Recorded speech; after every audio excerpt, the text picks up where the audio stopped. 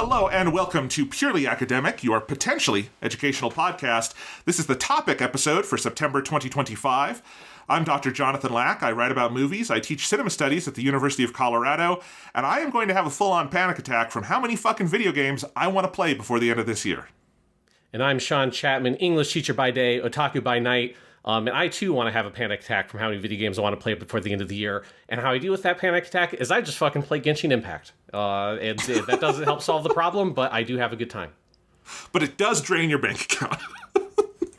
No, because I haven't had to spend money on it in a while.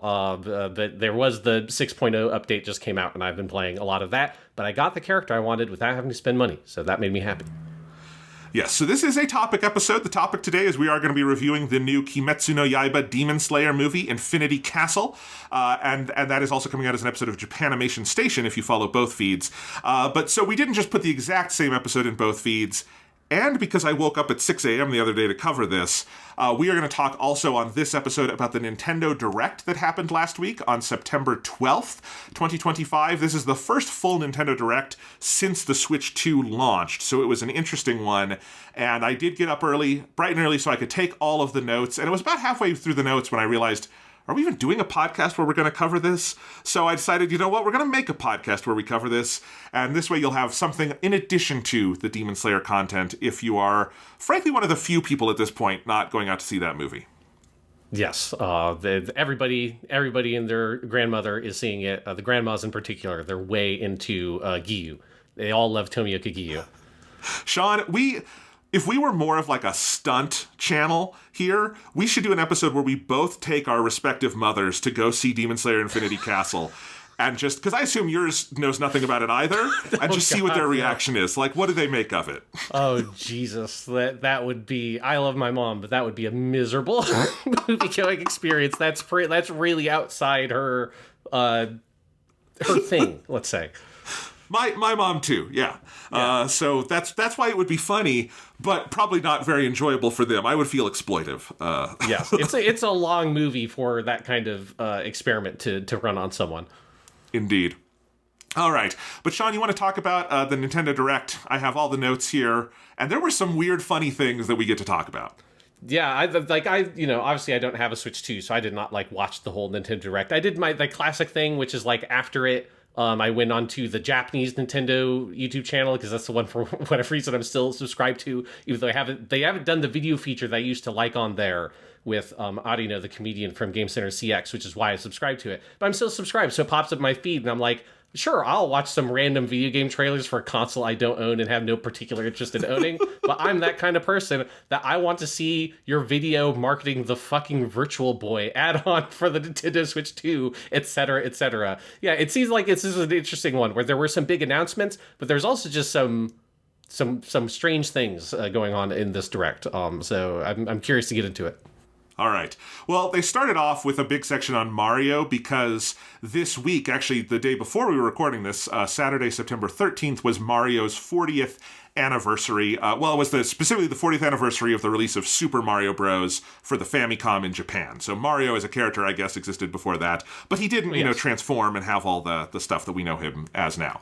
So Miyamoto himself came out to talk about Mario. He talked about an art gallery at the Nintendo Museum. That was kind of cool to see. And also they are sponsoring the Kyoto Marathon in February, and Mario himself will be cheering on the runners. I hope that means that there's someone in a Mario suit out there at the track, like a big mascot costume, and we get to see photos of that.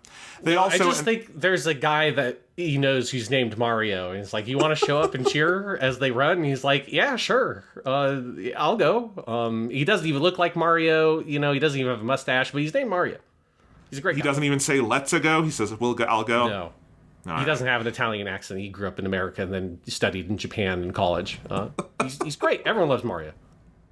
All right. And then they also showed off a teaser for the new Mario movie from Illumination Entertainment. It was kind of unexpected that this one is called the Super Mario Galaxy movie, so they're going into space. That should be fun. If nothing else, this trailer was very gorgeous. The animation style of that movie was cool, and I definitely do hope that they cut it out with the stupid fucking pop needle drops they had in the first movie, because Mario Galaxy has so much cool music you can draw from. That would be nice to see.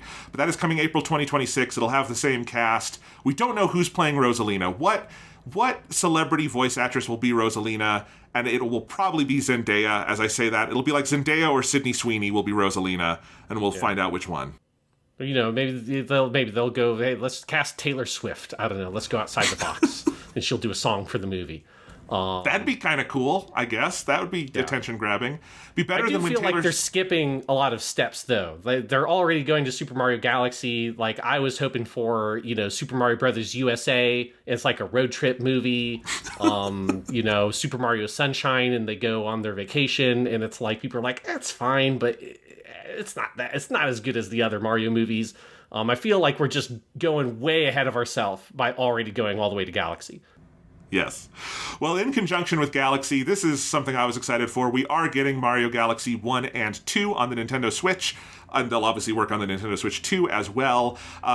For those following along at home, Mario Galaxy 1 was in the Super Mario 35th the Super Mario 3D All-Stars collection, which was 5 years ago for the 35th anniversary, but they never put Galaxy 2 out, which frustrated all of us because it was weird to have Galaxy 1 and not 2. Now they will both be on. You can buy them separately digitally or as a collection physically. There is a weird dilemma here where if you own the 35th collection and you would like Galaxy 2 physically, you're going to have to pay $70 for the entire physical collection. So I will probably just buy Galaxy 2 digitally, and it'll go on with my 3D All-Stars collection, and that will be nice. But I am excited to play Galaxy 2 again. Those are both coming October 2nd of this year. The original director of those games, Yoshiaki Koizumi, came out to talk, and he introduced some of the other stuff. He introduced more of the stuff for the 40th anniversary.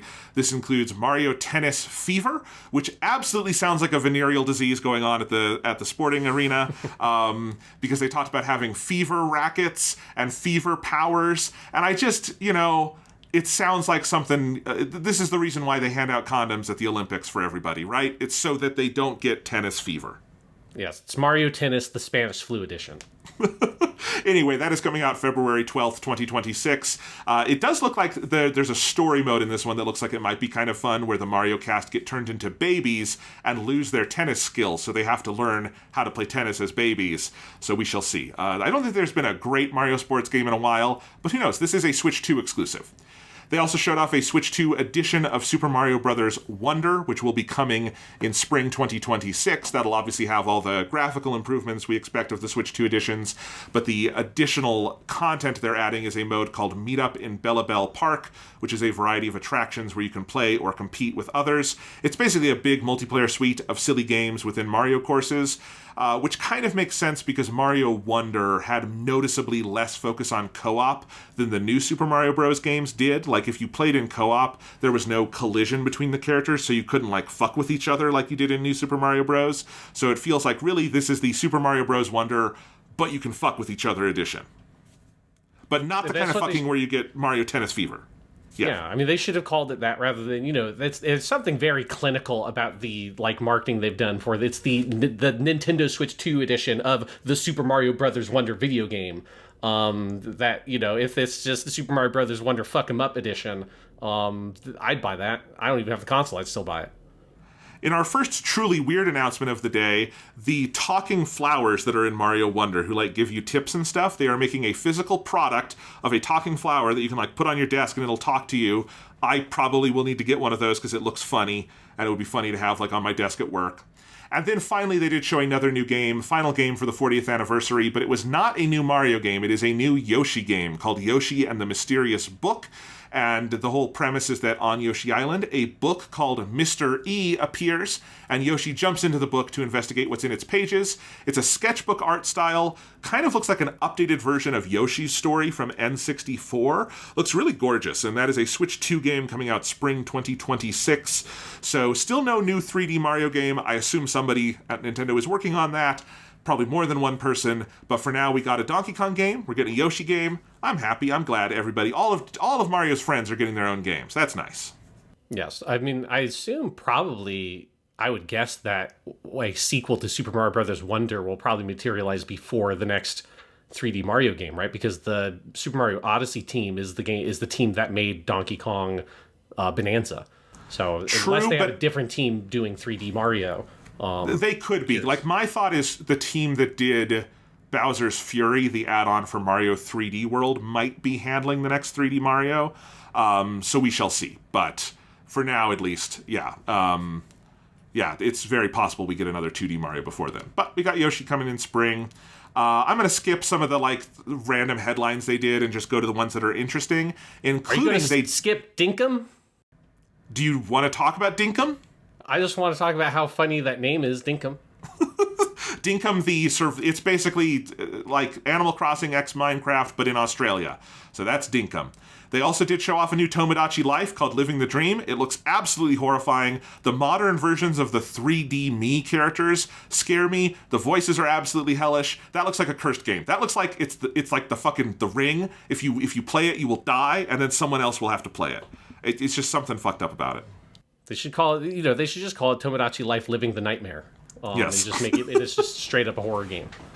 Here's a cool announcement, though, that everybody will benefit from, not just Nintendo players. We are getting a Mortal Kombat Legacy Collection, spelled with a K, obviously, from Digital Eclipse, the people who are behind all the great, collections of retro games that we've been getting lately. And so it will have all of the classic Mortal Kombat arcade games. It'll have an interactive documentary about the games. It's coming out October 30th digitally with a physical version December 12th, and that'll be on all consoles. But I've never, gotten to super into Mortal Kombat, but I've always wanted something like this, like a cool collection, and Digital Eclipse doing it means it's going to be very good, so I'm kind of interested in that. Yeah, because obviously this has been announced before for the other consoles, but I can't remember, it's got an absolutely, insane lineup of games where it's got a bunch of, the Game Boy editions of Mortal Kombat and shit like that. It's not just, here's Mortal Kombat 1, 2, 3, maybe 4, Gold Edition or whatever, but it's just a totally bonkers set of video games, so which is always what I want. Like you, I'm not a big Mortal Kombat guy. I've kind of played a couple of them. Honestly, the most I've ever played was the PS2 era 3D Mortal Kombat games that nobody likes because my friend owned them, and they were gory, and they were almost like Soul Calibur-esque weapon fighters. But I'm kind of curious about this one, mostly because it's just got all these weird, very obscure versions of these classic Mortal Kombat games that would be fun to play. It's got one of the Game Gear ones, it's got a Sega 32X version, it's got a Game Boy Advance version of, I think that's 3. It's just got a very crazy set of games. It's got some of the weird PC ones, like Mortal Kombat Mythology Sub-Zero, which is like a side-scrolling beat-em-up game. It's just there are a lot of weird Mortal Kombat games and a lot of weird ports of Mortal Kombat games because they came out on everything. And I just love that they are putting all that shit in this collection. And it's not just the kind of canonical arcade releases of those games. So if people are kind of curious about it, I think that to me is the big appealing thing about that collection, more so than just playing some Mortal Kombat. I want the weird Mortal Kombat. Yeah, so that looks cool. Final Fantasy VII Remake Intergrade is getting its Switch 2 release on January 22nd. That port was shown off at Gamescom, and everybody said it's running really well. So that looks like it's a really good port of Final Fantasy VII Remake. Hades 2, this is big news. This is awesome. Hades 2 has been in its early access mode for a while on PC, but it is getting its full 1.0 release, and the first console release will be the Nintendo Switch on September 25th, so just in 10 days from now. Very excited for that. Hades 1 was my game of the year 2020. I'm very excited for Hades 2. It'll be on Switch and Switch 2. It'll have a dedicated Switch 2 version with 120 FPS, so that'll be cool. And then there is a physical version coming out, I believe, in November, and it will be on the cart, all of that. It is quite a bit more expensive. The digital version is $30 and the physical is $50, so that is quite a big differential. I don't know if that will hold for the other console versions, but those haven't been announced yet. This is how they did Hades 1 as well. They also announced the release date for Hyrule Warriors Age of Imprisonment, which was one of the ones that we knew was coming but didn't have a date for. That's November 6th. And they mentioned Kirby Air Riders, which we already knew was coming on November 20th. They showed off some new amiibo for it. And these are amiibo that you can kind of take apart and put Kirby on the other, air ride. And you can take Banana Waddle Dee and put him on Kirby's Star and all of that stuff. But Sean, amiibo used to be $12.99. They were $13. Amiibo have inflated quite a bit. Do you want to guess how much one of those Kirby Air Riders amiibos are? $25. $50 US dollars. The Jesus. Kirby Air Ride amiibo are $49.99. They announced a bunch of amiibo today. Those are the most expensive, but they have the Samus on the motorcycle amiibo. That is $40. There's a Rosalina and Luma amiibo for Mario Galaxy. That is also $40. And the base price for amiibo now, just the normal, like, cheapest ones you can get, is $30. Like, the Donkey Kong Bonanza amiibo are $30. The normal Samus without the motorbike is $30. Sylux from Mario Prime is $30, or Metroid Prime is $30. So yeah, amiibo have, like, more than doubled in price in the last couple years. Yeah, I'm looking at a picture of them now because I was like, well, if it's $50, that must be a hell of an amiibo. It just looks like a regular amiibo. I mean, I get that it's got the little thing that it stands on, like it's a fucking Skylanders figure from fucking 2016 or some shit. But for like you could either buy the physical extra expensive version of Hades 2, or you could buy this fucking Kirby amiibo. Like, I get that, there are people that like these things, but it just kind of blows my mind that they're still doing amiibos, that's like has not died out at some point.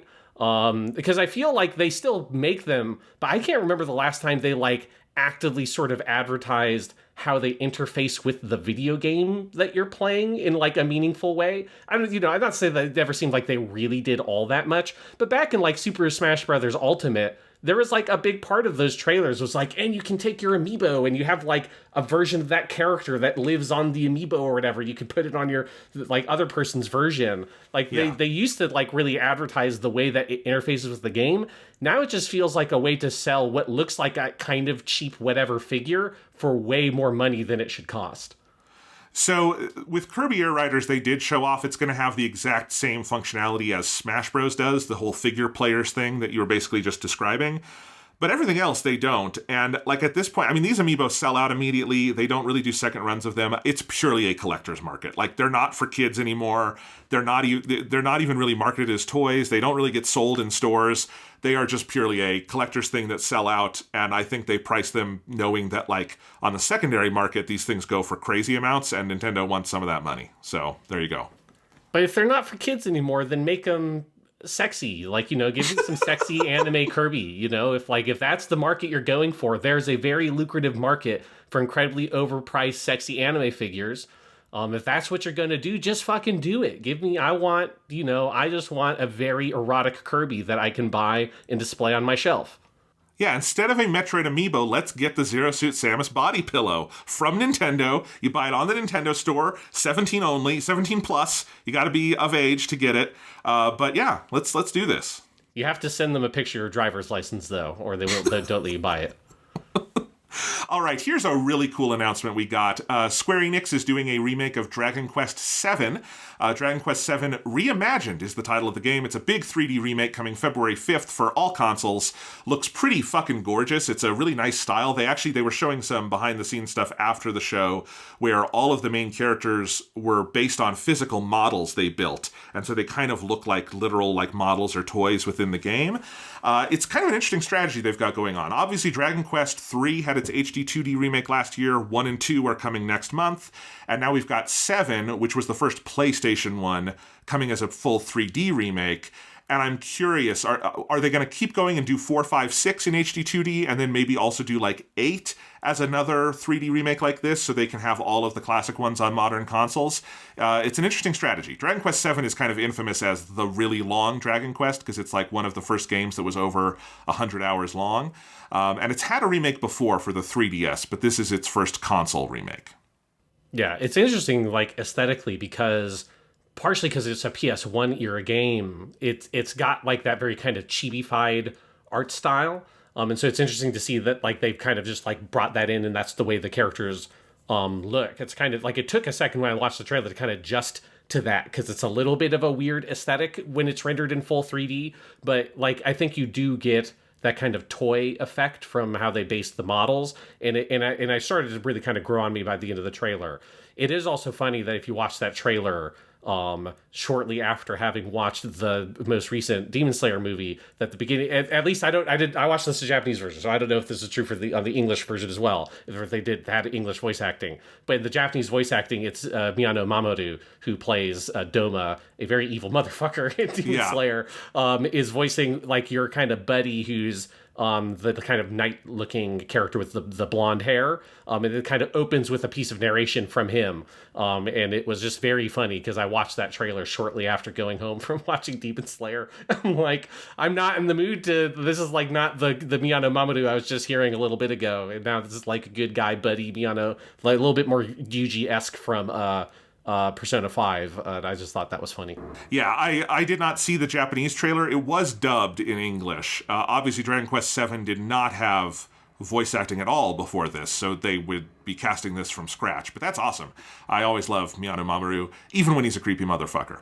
All right, Sean, let's talk about the silliest thing Nintendo announced. Yes.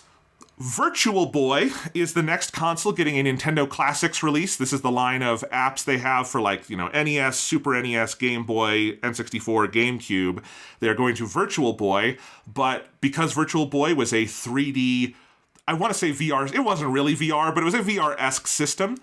In order to play, you will need a dedicated accessory. It is a big piece of plastic recreating the form of original Virtual Boy hardware, and you will insert the Nintendo Switch or Switch 2, it will work on both, into the this accessory, and then you'll be able to play the Virtual Boy games. I wrote in my notes, this is basically a better version of the Labo VR thing, but then they announced they're also going to have a cardboard version of it that is the Labo VR thing. So if you want to cheap out, you can buy cardboard Virtual Boy. And I think they did all this to make fun of me specifically because of how I've talked about my experiences with Labo VR and how it gave me motion sickness for the one and only time in my life.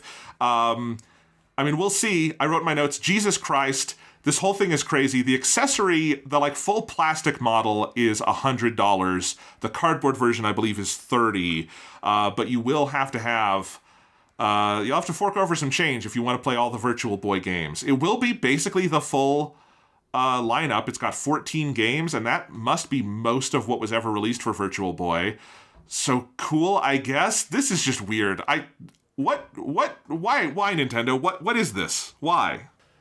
It's very bizarre. It's not the full lineup, Jonathan, because the full lineup would be a whopping 22 games. So it's not all of them, but it's close. Unfortunately, they don't. They obviously can't get SD Gundam Dimension War because they have to pay a Gundam license.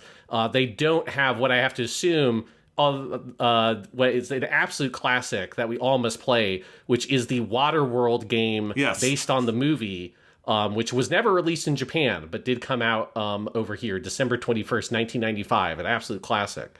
So it's not the whole library. It's missing, I think, just like a couple of real choice Virtual Boy games that people love and know that they really need to revisit those wonderful childhood memories. This is like very bizarre. I think for me, when I started watching the trailer for it, because I had only kind of half processed the information online because I was so just sort of disoriented by the notion of people mentioning the fucking Virtual Boy that I hadn't yet understood that it was them selling an accessory for the Switch 2 and not a that plays Nintendo Classics on Nintendo Switch Online, and it wasn't like the Nintendo Classics NES console Super, that they used to do those. I thought they were making a dumb line of new Virtual Boys basically, but obviously would be super cheap to make nowadays. As that would just have the games on the board. But when they show in the trailer them lifting up a flap on the top of the fake Virtual Boy and you fucking put your Switch 2 inside of it, I just had this moment of what the fuck are we doing? What is this? Why do you have to have a weird pair of I have to assume are lenses that are just replicating 3D glasses basically that block one half of the light for each lens, and so you can create a sort of pseudo 3D effect when you put your fucking Nintendo Switch 2 in there. I wonder what it looks like if you're trying to load up those games and you don't put it in the little dock. And I wonder if they can even do that, or if they have a way of detecting that it's not in the dock and they don't let you load up the game. But I wonder if it just like looks super weird and fucked up if you try to just play it and it's not in the dock. Well, you should be able to. You can emulate Virtual Boy games on your Mac or PC as a single screen experience. It's 2D. There's some effects won't work, but you can do it. There's no reason they shouldn't let you just play a normal single screen version. But I guess they want you to buy the plastic. I don't know. It's fucking weird, Sean. Also, all of this to play. There's only one Virtual Boy game people say is good, and it's the version of Wario Land. But Wario Land is also on Game Boy, and it's already on the Switch. So, like, what is this? Yeah, like if I can't even play Nestor's Funky Bowling, which I don't know if that's one of the games or not, but I assume it's probably not. They own Nestor. They should be able to have. Yes. Yeah. But I did not see. Something tells me that Nestor's Funky Bowling, that classic game, is not going to be on there. Which, unfortunately, it received generally mixed reviews, selling poorly, according to joystick writer Eric Cowley, which I love that you have to say that about any Virtual Boy game, that this one sold poorly. They all sold poorly. Yes, there's no such thing as a Virtual Boy. Like, I just find it interesting that they're not... It feels like Nintendo has turned a corner or something, that, like, they're willing to sort of admit that the Virtual Boy existed. That it just feels like for a long time it was just such a kind of embarrassment for the company that they never wanted to kind of address it. Like, it's notable to me that they, had a whole device whose entire selling point was that it was capable of 3D without wearing glasses, and that they didn't, as far as I know, right, they never did a Virtual Boy for Nintendo 3DS thing, right? They could. That would have been the easy way to do it, right? Because the 3DS could have just natively done that without glasses and without hurting your eyes. But no, I guess we're doing it. Anyway, look, I love you, Nintendo. I don't think I'll be buying this. All right, Jonathan, we're doing a podcast. You have to buy it for the podcast. How can I pressure you to buying the stupid thing so you can say something dumb about it? Maybe I'll get the cardboard version just for old times. All right. The horror classic Fatal Frame 2 Crimson Butterfly, that was a PS2 game. That's getting a remake. This is coming to other consoles as well, but it was announced here. A couple of existing Switch games are getting Switch 2 editions, like One Piece Pirate Warriors 4, Overcooked 2, Stardew Valley, and Human Fall Flat. They also showed off, we already knew this game was coming, but Power Wash Simulator 2 got another look. That game, I love Power Wash Simulator. This sequel looks awesome. I'm excited for that. And then a game called Suika Game Planet, which is a puzzle game with fruit. That looks fun. Yes, it's interesting that they didn't localize that title as Watermelon Game / Water, because Suika Game, which is you putting all like the fruit together and then they combine, if they're the same type of fruit, to ultimately become a watermelon, which is the biggest one. That was kind of like a viral hit on PC, I think last year's when that came out. I guess this is a sequel.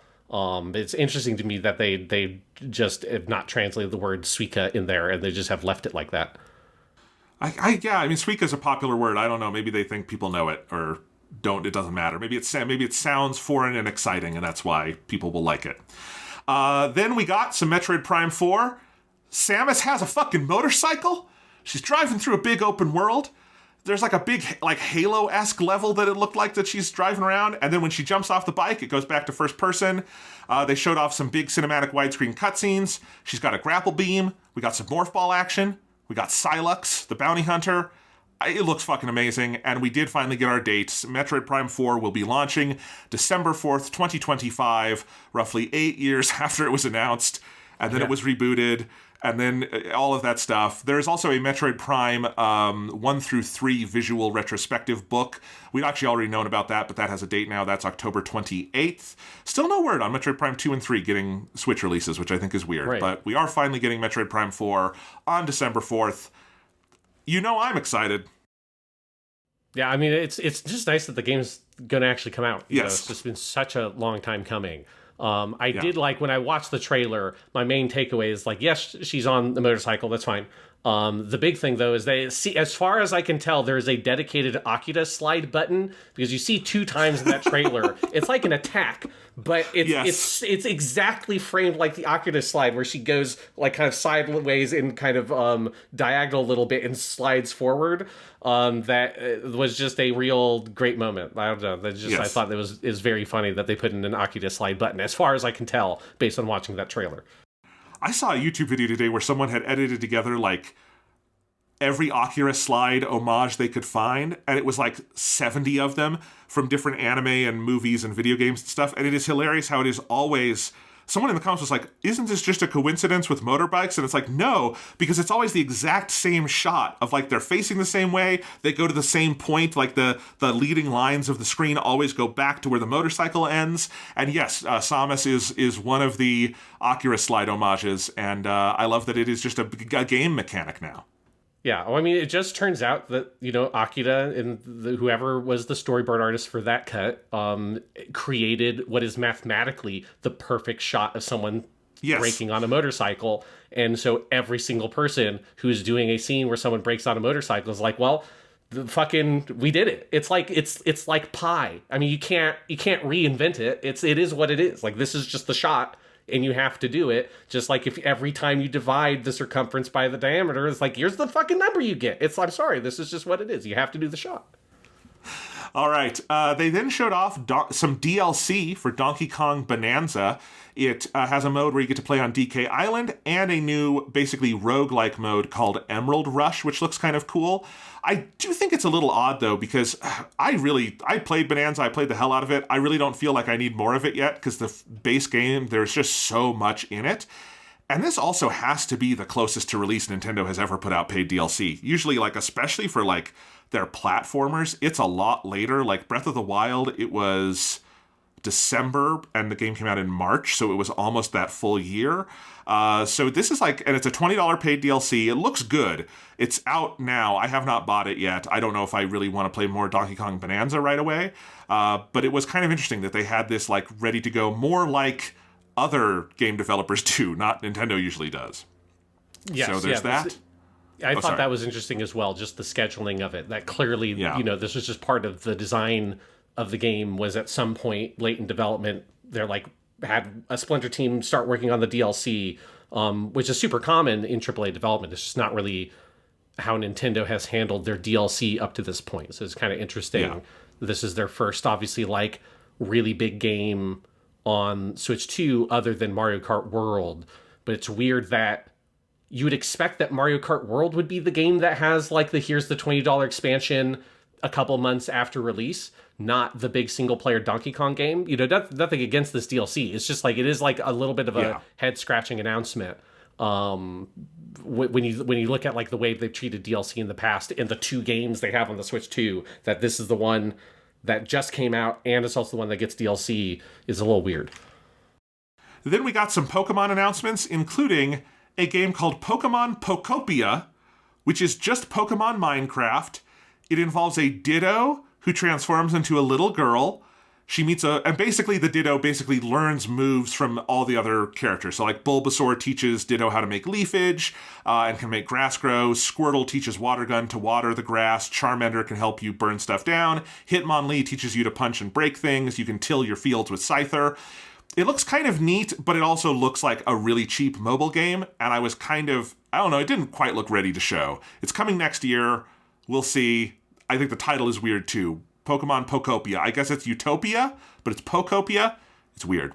They also did a little sizzle reel for Pokemon Legends Z to A, which is one of the upcoming big Switch 2 releases. That's coming October 16th. We already knew that. But they did also show that there will be paid DLC for that game called Pokemon Legends ZA Mega Dimension, and they showed off 2 different Mega Evolutions for Raichu.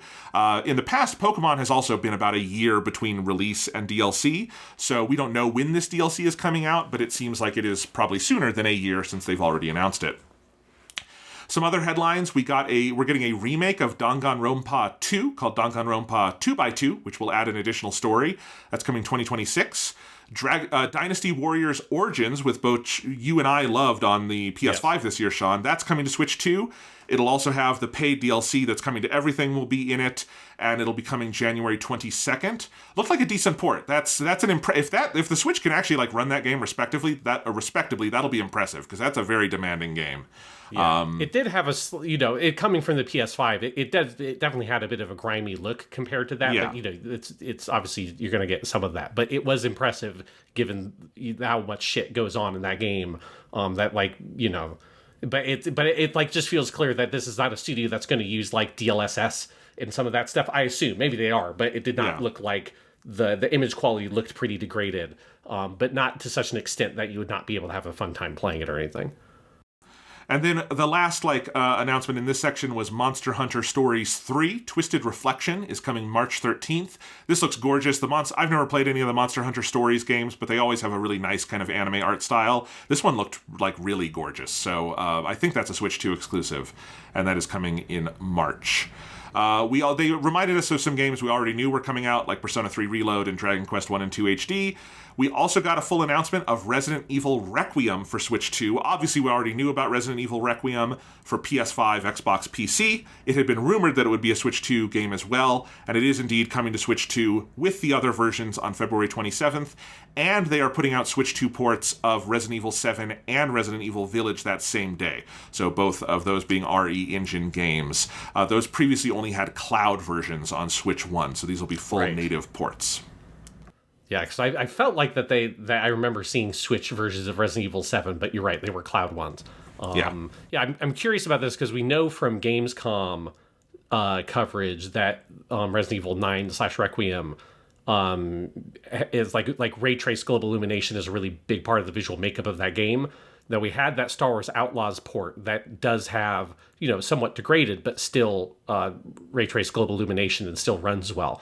So I'm curious to see if this will have that or if they will opt for a different lighting system. But that'll be interesting to just kind of see the technical makeup of that version. I mean, honestly, that's one of the biggest pieces of Switch news we haven't talked about, Sean, is that Star Wars Outlaws port is fantastic. And it it's very on par with what it needs to be. It's better than the Xbox Series S version in a bunch of ways. The ray tracing is there. They didn't strip it out. That bodes really well for the future of the Switch 2, because Outlaws is, I think, the first game that's been ported that is a native current-gen game. Obviously, Cyberpunk runs better on current gen, but it did have last gen versions.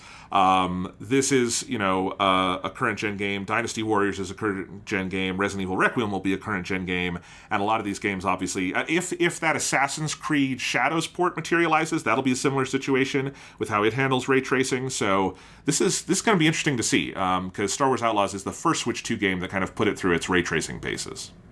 Yeah, it's been interesting just because. There have been some games, like Digital Foundry just put out a very interesting video on UE5 games on Switch 2, that there's a range of different approaches, but none of them have used Lumen, which is the UE5 ray tracing well. Some of them, like Fortnite on Switch 2, has just opted not to use Lumen and Nanite. But with that Star Wars Outlaws port, they clearly put a huge amount of work into it, because they have unique geometry that they've created or culled just for that version, similar to what they've done with the Hogwarts Legacy stuff. So it seems like if you are making a really well-designed port for the Switch 2, using all of its functionality, and also just being smart about where you're doing nips and tucks, that you can have all of our modern kind of graphical feature sets, because the Switch 2 is capable of all that stuff.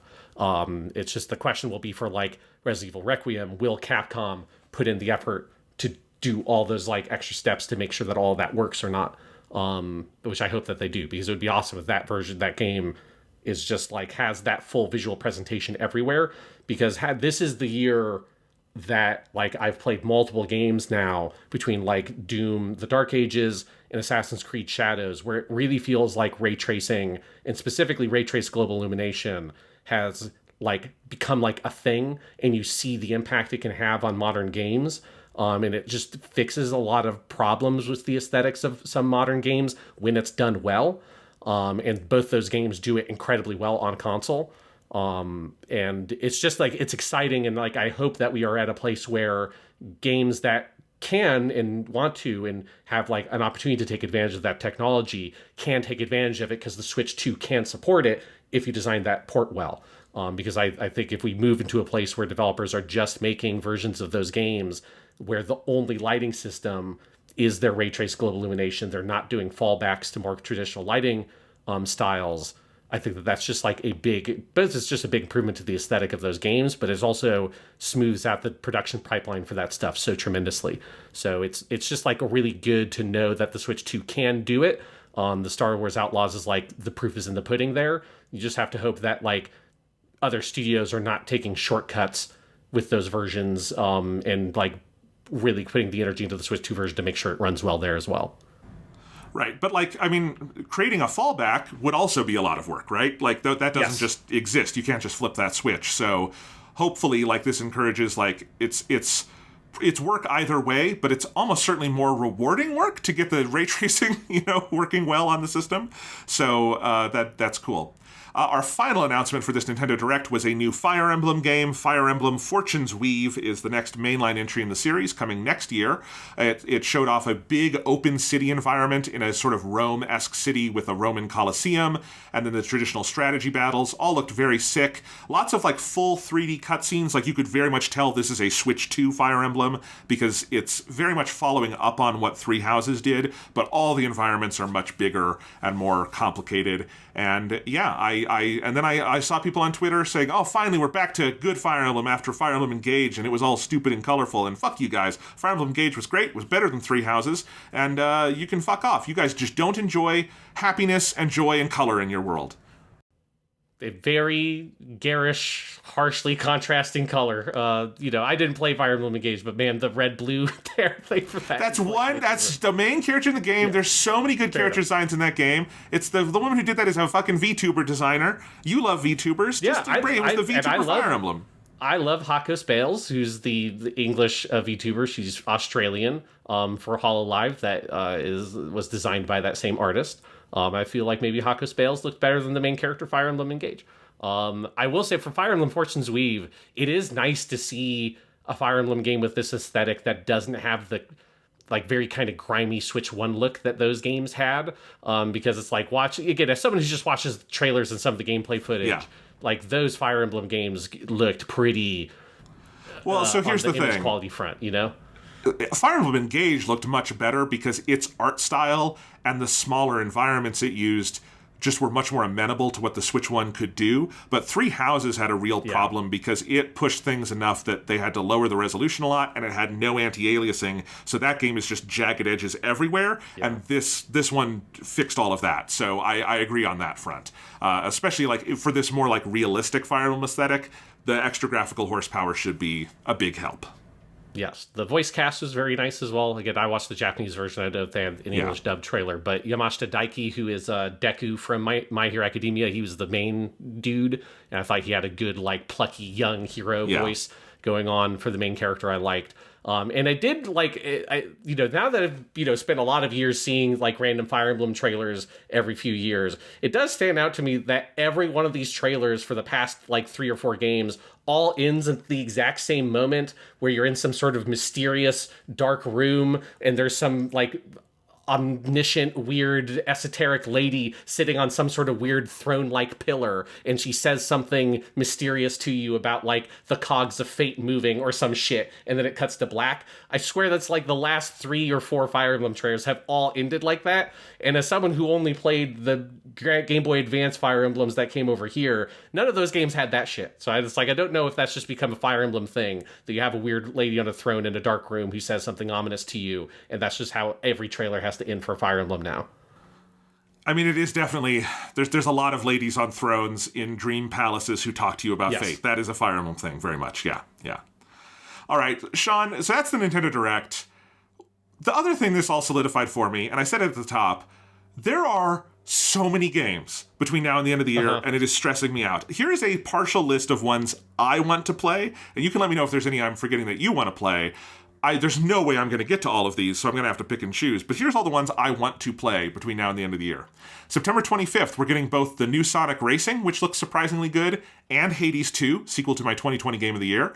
September 30th is the Final Fantasy Tactics remaster. I've always wanted to play Final Fantasy Tactics. This version looks really good. October 2nd is Ghost of Yotei on PS5, and the Mario Galaxy 1 and 2 re-release. October 3rd is Digimon Story, Time Stranger, the new Digimon Story game, sequel to my 2016 Game of the Year, Digimon Story Cyber Sleuth. October 16th is the new Pokemon Legends. October 30th is Dragon Quest 1 and 2, HD 2D Remake, the sequel to my 2024 Game of the Year, Dragon Quest 3 HD 2D. October 31st is the new game from Yacht Club, the developers of Shovel Knight, Mina the Hollower. I helped kickstart this game, so I'm getting that game whether I want it or not. And I actually do want it. It looks very good. November 6th is Hyrule Warriors Age of Improvement. Age of Imprisonment. Sorry, Age of Improvement is when Zelda, goes to the gym and gets swole. This is Age of Imprisonment. November 20th is Kirby Air Riders. December 4th is Metroid Prime 4. And December 4th is also Octopath Traveler 0. I don't know what the fuck I'm going to do, Sean. I need to quit my job, but I also need money to buy the games. What do I do? You quit your job, you start, I think you Breaking Bad this bitch, you buy an RV, you drive up to the desert, and you start making and selling methamphetamines, not so you can pay for your healthcare, but just so you can buy all the video games you want to play. But the tragedy is that you never actually get the time to play them because you get wrapped up in crazy criminal hijinks involved with your burgeoning drug empire. This is the Breaking Bad. I'm calling Vince Gilligan. I know that he's working on some new show or whatever, but we're bringing him back. This is Breaking Bad 2. Here we go again. And it's going to be great. It's a great Breaking Bad for fucking Gen Z. Let's go. Honestly, the Switch 2 would be the perfect console to have as a meth cook out in the desert because you can just take it with you. And after while the meth is finishing cooking, you can go sit down and play your Switch.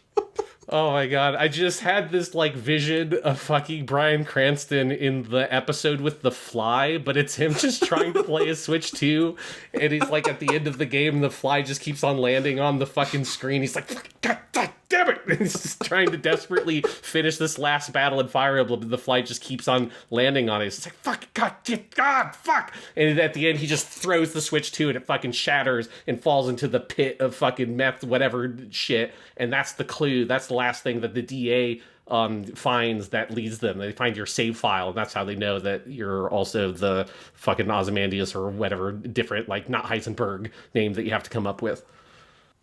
Yeah, I'm imagining a scene where Walt and Jesse are playing, Mario Kart World while they're cooking meth, and Jesse wins and goes, "Yeah, bitch," and Walt gets all mad.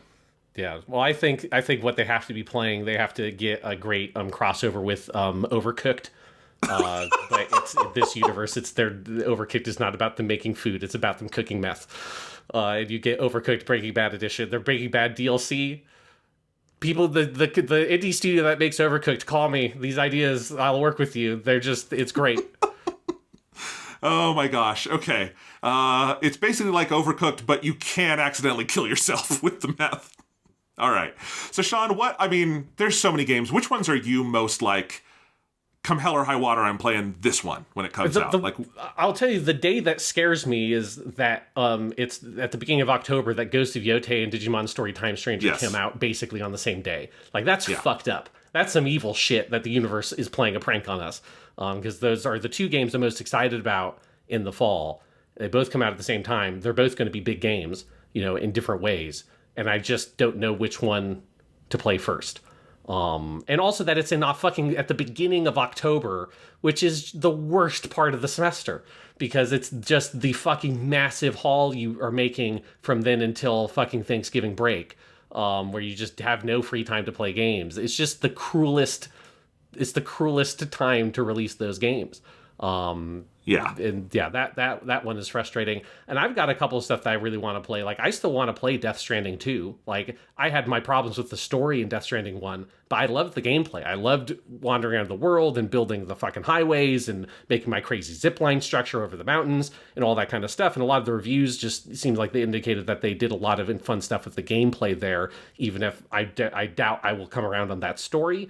I'll go through that just to get to the gameplay, because that's 95% of what you do in that game, at least in the first one. It's, it's way, way more gameplay than narrative stuff. So I still want to go back and play that. I'm currently playing through Super Robot Wars Y, which I'm having a lot of fun with. But that is also a long game, and I don't know when I'll finish that. I'm in the middle of Genshin Impact 6.0, which has been fucking awesome. So I've got my forever game that I'm also playing. So it is definitely a lot, and particularly for you, Jonathan, with the Switch and all the fucking JRPGs, the 1,000 JRPGs that are coming out. I know. I definitely, I feel for you. You got a large task ahead of you, and somehow I know that at the end of it all, you're just going to end up playing 500 hours of Power Wash Simulator 2. Well, we'll see. I know. I think Ghost of Yotei is going to have to be a Christmas break game for me. Mm-hmm. And I think I'm going to play Digimon Story when it comes out. I'm also, that month, I will be teaching Digimon Story Cyber Sleuth to my students in my video game class. We're going to be playing that. So I kind of want to be up on the new Digimon Story. I really want to like the ones that are most like I feel like I need to are Hades, Digimon Story, Dragon Quest, and Metroid, and Kirby Air Riders. But Kirby Air Riders is more of a multiplayer thing. Like, that's an easy one to fit in. But, like, at first I didn't think Octopath Traveler 0 looked that interesting, but, like, the more they've shown of it, it's basically they've taken the mobile game, which apparently had really great story stuff, and they've built a full, like, a very different Octopath Traveler around it, so I really want to play that. It's crazy. And obviously, like, Metroid... I'm very glad Metroid is December, because, like, oh god, that's easier. That's an easier time slot. But yeah, no, I agree that the Ghost of Yotei Digimon Story October 2nd, 3rd thing is cruel. It's cruel to this podcast specifically. Yes, exactly. But yeah, it is just funny, though, how many games are, like, sequels or follow-ups to games that have been a game of the year for you. Like, it is particularly fucked up. I feel like I had like a minor version of that at the beginning of this year with like Monster Hunter Wilds and Dynasty Warriors being right next to each other. But you just have like a crunch of fucking like 5 or 6 games that are all successors to number one games for you at some point in the past. Well, you know, if it takes me a little extra time to get through shows for Japanimation Station, you'll know why. I'm fucking around with probably Power Wash Simulator. You're probably right. I am who I am, and I cannot change at this point in my life. Yeah, you're gonna be like, I need to, you know, play more Digimon, or I need to play this or Metroid or whatever. But there'll be a long day of work. So you come home, you're like, you know what? What I want to do, I want to clean, but not in the real world. That sucks. Cleaning the real world fucking sucks. What I want to do, I want to clean in a video game. That's a great use of my time.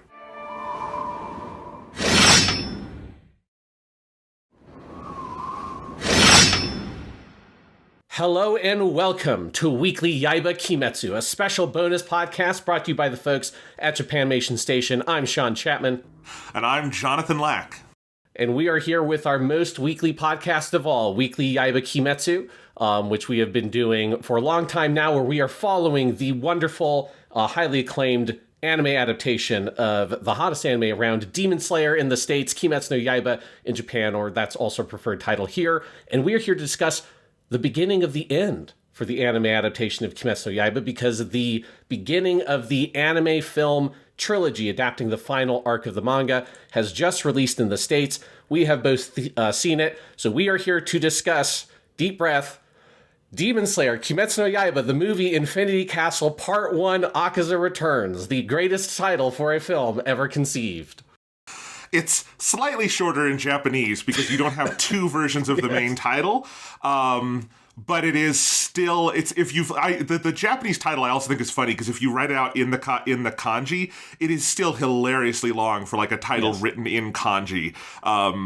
It's great. I think it's an amazing title. I loved having to figure out how do I present the title of this movie in my review. I literally, Sean, could not fit the title in the headline. I wrote 2 versions of the headline of my written review, trying to break up the title in different ways. It was very difficult, but the movie was great. This movie rocks. Yes. Oh, it's a fantastic movie. It was very, very fun to go see in the movie theater. My movie theater was mega hyped for it. I saw it on Friday night. Usually I see this kind of stuff on Saturday. It was just easier for me to go to a Friday viewing. And every single viewing on Friday was completely packed, which is not surprising given we'll go into the numbers about how much money this movie is making. There are people cosplaying at the movie theater. There were audible gasps when the Jujutsu Kaisen Season 3 trailer played before the movie, which I thought was a little bit much. It's like, I don't know how people were shocked.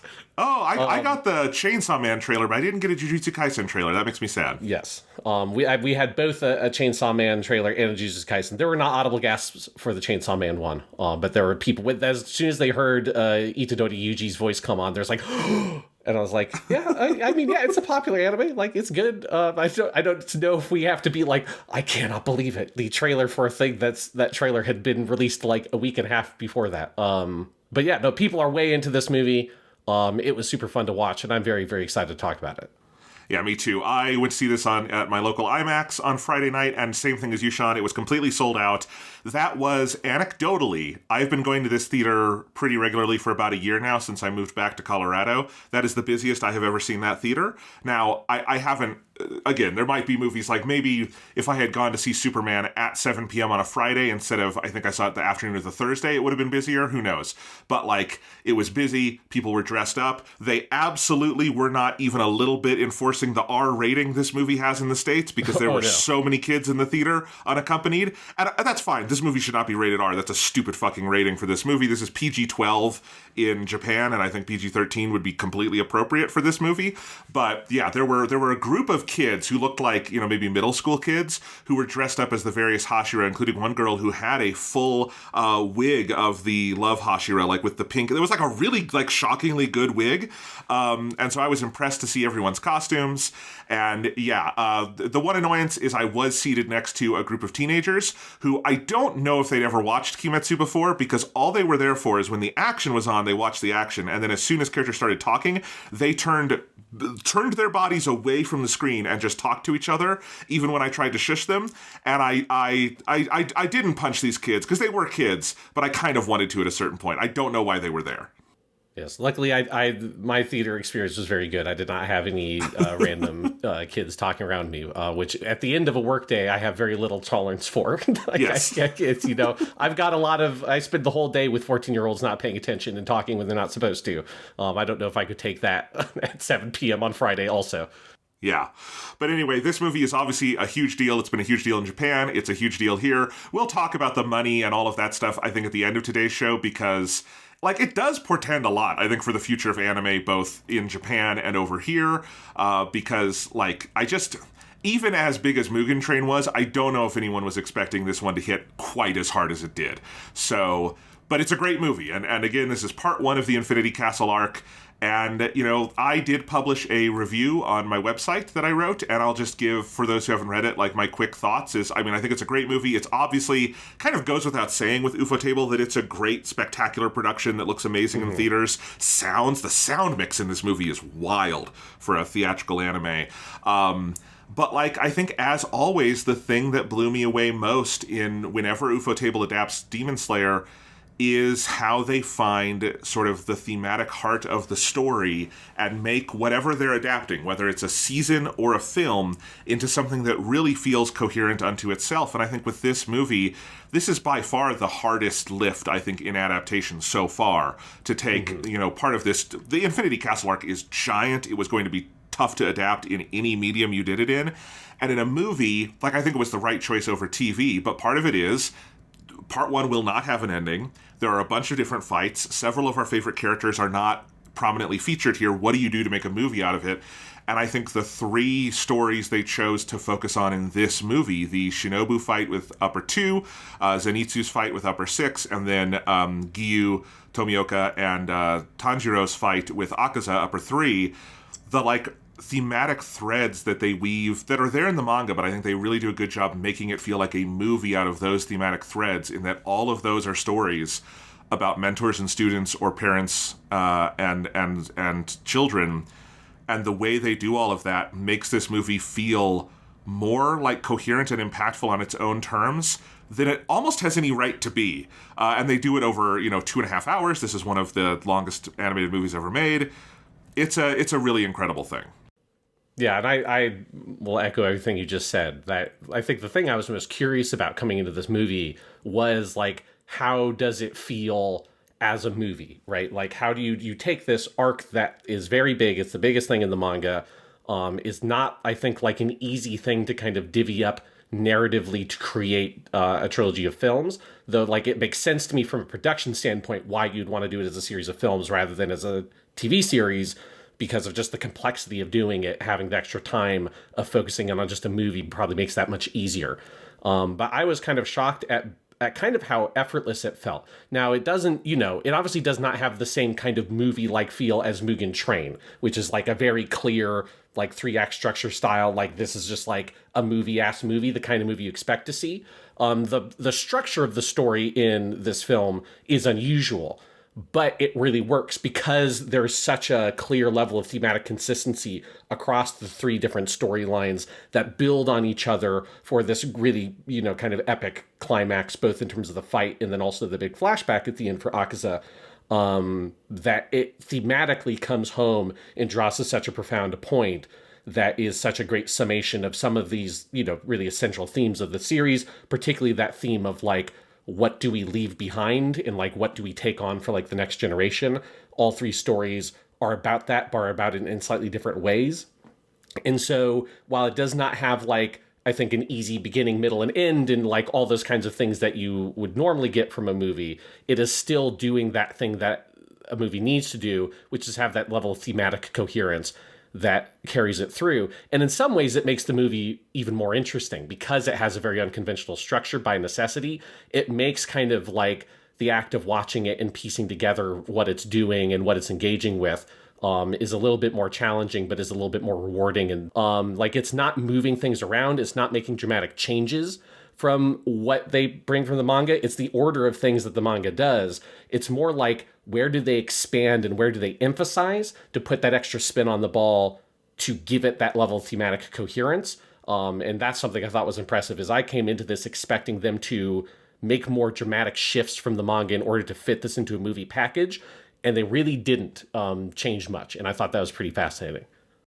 Definitely. And yeah, like, because I definitely suspected, and once we got the subtitle Akaza Returns kind of confirmed, that one of these movies would definitely anchor itself around the Akaza fight, because that is one of the most notable things that happens in the entire manga. It's one of the highlights of the arc. It's a highlight. Obviously, it's a follow-up on Mugen Train, which is like the definitive moment in the life of the anime version so far. But, like, the way I think this movie is anchored by that, but then how much the Akaza fight feels informed by the Shinobu fight and the Zenitsu fight ahead of it, in ways that I don't think I thought about that in the manga. There's a different kind of focusing effect when you're doing it in a movie and you sit down in a theater and they, ufotable says, this is 2.5 hours, this is the story we're telling. And, of course, they tell it so spectacularly well. It definitely blew me away. It's got such a tremendously powerful final, like, hour. At a certain point, I wasn't sure how much time had passed in different places, because, like, that closing flashback is incredibly long, but it is also incredibly engaging and, like, heart-wrenching. But yeah, it's great. It's, as you say, it's a weird structure for a movie. It's effectively a triptych in that you have three stories that, other than the fact that they are all happening in the Infinite Castle and the characters know each other, they don't touch each other. Like, Zenitsu doesn't know what Tanjiro is doing, and Tanjiro doesn't know what, Shinobu is doing, other than what the crow tells them. But, like, again, it works so well. And as a production, I mean, it's unreal how good this is and how much of a leap this is. Because I think, when you go back to Mugen Train now, like, that movie is obviously incredible looking, but the surprise is that the show on TV managed to just match that from that point on. That, like, seasons 2, 3, and 4 don't feel like they went back to a TV level.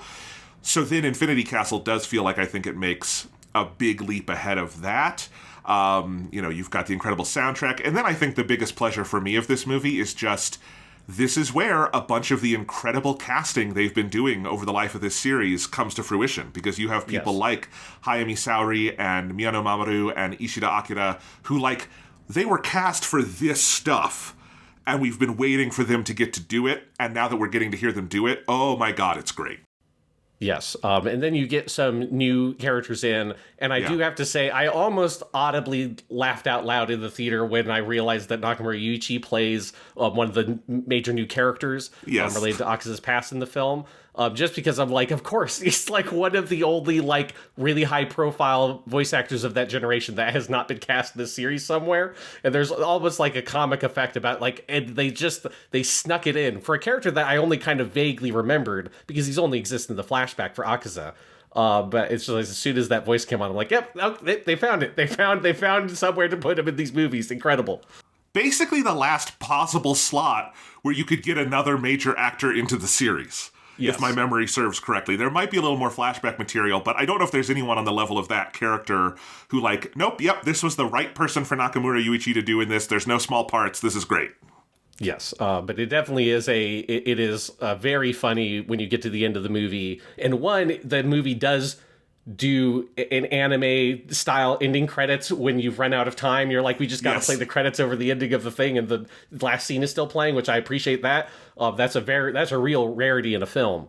But also when it gets to the part when the cast starts scrolling up, it's huge. Because even though there's only like, a subset of the characters are heavily featured, like everybody's in this movie. Everyone gets at least like one line, gets a little scene. Even like Tengen, the sound Hashira, has the one scene with Rengoku's dad. It's like everybody's in this movie somewhere, at least once. So the cast list for this film is just ridiculous. It's so long. And if you watch anime, like every name is like a heavy hitter as it comes up on screen. It is a definitely like insane cast assembled for this project. Absolutely. So let's start by just briefly paying homage to the staff behind this movie, the crew, which I don't know if we've ever like done a deep dive on this on the show with all of our Demon Slayer episodes, but I did want to mention it because, I was looking through it again. One, the credits for this movie are fun to watch if you can kind of pay attention to them out of the corner of your eye, because the number of names is just insane. Like the number of key animators and animation directors and everything. It's a 2.5 hour giant movie that's playing in IMAX theaters. Like it's a big crew, obviously. But I think the other thing that's really remarkable and sets Kimetsu apart from virtually any other long-running anime of like the 2010s and 20s is how consistent the crew has been. And so I just wanted to go through this because I think it's remarkable. Obviously, our main director is once again Haruo Sotozaki, who has held that role for the entire series from season 1 to now. You also have for this one Kondo Hikaru, who is the CEO of ufotable, credited as chief director. I believe Kondo has basically been playing that role the entire series. There are several credits that we know he has basically done that he gets credited for formally the first time with this movie. And that also includes, he's the sound director, the music director. He's written on the theme song lyrics for both this movie and others. And he often has not taken that credit for himself, but those are given here. So this is the first time there's an extra director credited with Sotozaki in that kind of like chief director role. And Kondo Hikaru also did storyboards on this. But yeah, he's the CEO of ufotable and a former producer at Telecom, which is a great animation studio we've discussed a lot, particularly in Lupin the Third stuff. So you've got him and Sotozaki. On storyboards, you've got Haruo Sotozaki, Hikaru Kondo, Takahiro Miura, and Takashi Suhara, so 4 storyboard artists. I was surprised actually at the end that there weren't more, given how long and complex this movie is. But those are our 4.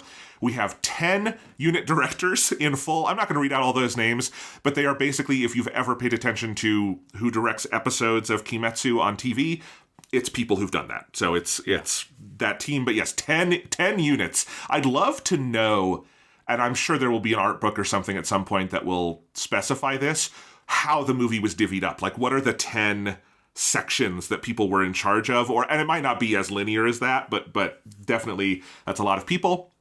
And then in terms of that consistency again, you've got Matsushima Akira, who is the character designer and chief animation director. They have done that for the entire series. Nishiwaki Kazuki is the 3D director, has done that for the entire series. Eto Koji is the art director, has done that for almost the entire series, other than season 1, where they were the art director for the first 2 episodes, and then Yanaka Masaru covered the rest of that season.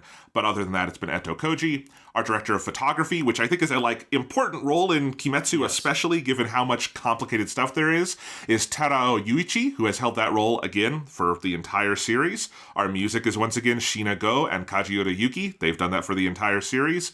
And that really speaks to why I think Kimetsu is as big, as great, as consistent as it is that, when you compare it to the other big shonen anime of the era, like an Attack on Titan, which switched studios, or a Jujutsu Kaisen, which switched directors, or anything else, there usually just is more turnover between seasons, from a season into a movie, whatever you have. This is more old school in how ufotable has kept, obviously ufotable does a certain amount of outsourcing, but how much they've kept in-house. Their people have been in these roles for this series from the beginning, and just kind of unwavering on that. And I do think it just speaks to how tight a production this has been. Yeah, and it's, obviously we've done the ufotable stuff with Japanimation Station with their Fate adaptations and their Type Moon adaptations generally. And it's just, it's so much in the DNA of the studio of how defined their aesthetic is, how well organized their studio is in terms of production and unifying 2D and 3D animation and all these kinds of things, that gives it that Kyoto Animation kind of stamp, right? That it is such a kind of auteur-like studio where the whole studio almost acts like an auteur, where the whole studio has a style and a vision and a consistency, that all these different people, who've worked at this place for like many of them 20 years at this point, because a lot of these are the same names that you will also find on things like the Garden of Sinners movies, Right. That there's just this sort of legacy that the studio holds up that has moved on to Kimetsu no Yaiba. And so, yes, it is just really nice to see this series have that level of consistency and improvement, right? Where it's all has that basis of the style and the aesthetic that they established from season 1, and they've only kind of grown and evolved from there, right? And you saw that evolution in the second half of season 1, and obviously most notably episode 19 of season 1, where it makes that kind of big aesthetic statement. And then it takes that as this kind of growing point and just continued to evolve from Mugen Train. As you mentioned, seasons 3 and 4, even though they were not films, do not feel like a step back from what Mugen Train did, and instead a step forward. And then this is yet another step forward, and one that they've obviously been kind of like preparing for a long time, because you can feel, and you can see in the lead up to this throughout the whole series of them kind of figuring out how the fuck are we eventually going to do this, because obviously they started adapting the series when basically the manga was finished, and so they knew eventually there's going to be this crazy arc at the end that is set in this just absolutely bonkers setting that we need to figure out how to handle, and has these fights that are just incredible at a different scale than anything we've seen before. And it's only going to get crazier from here, right? I mean, my memory is that the most insane fight is the upper one demon fight. Yes. That involves a larger number of people, and the abilities of the upper one demon are just fucking crazy. And so there's still areas to go up from here. But just that level of the improvements in the evolution of the production from this similar aesthetic starting point is really cool to see, and is something very rare to see in this industry, where you have so much turnover, where you have studios switch, directors switch, all that kind of stuff. And that is not something that Demon Slayer has ever suffered from. Like, maybe this is on my mind because the Chainsaw Man movie trailer played before the movie, but like, Mappa really wants to be ufotable. Mappa really wants to have their own Kimetsu. The problem is Mappa doesn't keep its staff consistent like this, and they stretch themselves too thin trying to do 5 Kimetsus at once, where ufotable does 1. Now, ufotable also hit it so big with Kimetsu that they don't need to do 7 different things at once. I get that, but that is a thing that obviously has been holding Mappa back in certain ways, as much talent as there is going on through those productions. And, Kimetsu, it is not a mystery why the series is as good as it is if you have, we have followed ufotable, and, that, we did our Fate ufotable season after, the first couple seasons of Kimetsu had aired. But I just remember, Sean, that being a very, illuminating project for us, realizing that, right, Kimetsu didn't come out of nowhere. It came out of, 2 decades of work that ufotable had done, becoming the studio that could do this. Yes. Yeah. Absolutely. In addition to all of that, do you want to shout out the theme songs? We've got Aimee and Lisa. Aimee did the opening song, which is A World Where the Sun Never Rises. She obviously she's done a ton of stuff, but in Kimetsu specifically, she did the Season 2 Entertainment District Arc theme song. And then we have Lisa, who is sort of the voice of Kimetsu, did the Season 1 theme song, the song for Mugen Train, and the songs for the Mugen Train TV version. And she does the ending theme here, which is our proper 6-minute ufotable movie ending song, which is called Shine in the Cruel Night. I have listened to it 7 times since I saw the movie.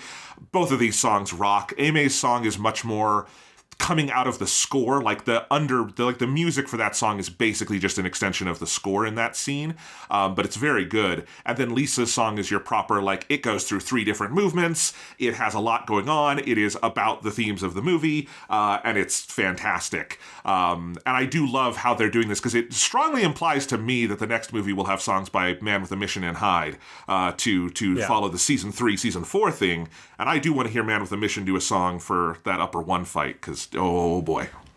Yes. I do love it. It's fun with the Ame song in particular because, as you say, it is like so embedded with the score. It's got a real Kazuhiro Yuki quality to it. Yes. That combined with Ame makes it feel like it's like a Heaven's Feel song that got lost somewhere. Yes. You know, because Ame obviously did all the songs for the Heaven's Feel movies with music by Kazuhiro Yuki, and so there's something about that combo that I'm like, yes, this is like, it's a very comfy feeling that it just has a slightly different energy than the other Kimetsu themes have had because it's so embedded in the score, and it's got this very kind of ominous vibe to it compared to most Kimetsu themes are very like, you know, energizing and powerful, you know, big shonen kind of ballads. And this one is a little bit darker to fit over the tone of the opening of this movie, but it makes it very cool. Yes. So anything else to say before we dive into the film itself and get into talking about all the characters and whatnot? The one thing that, you know, as a totally irrelevant point, but I know it's something that we have joked about with Mugen Train. I just want to reiterate that it is hilarious to me that they called that movie Mugen Train, but then they're like, well, we got to call this one Infinity Castle. Because to be clear, the Infinity in Infinity Castle is the word Mugen. And we've made fun of Mugen Train for like why the fuck did you leave the Japanese word in there for what is just a very easy word to translate? You know, I feel like they should have just, to really fuck with people, called this movie Kimetsu no Yaiba the Movie Infinity Joe.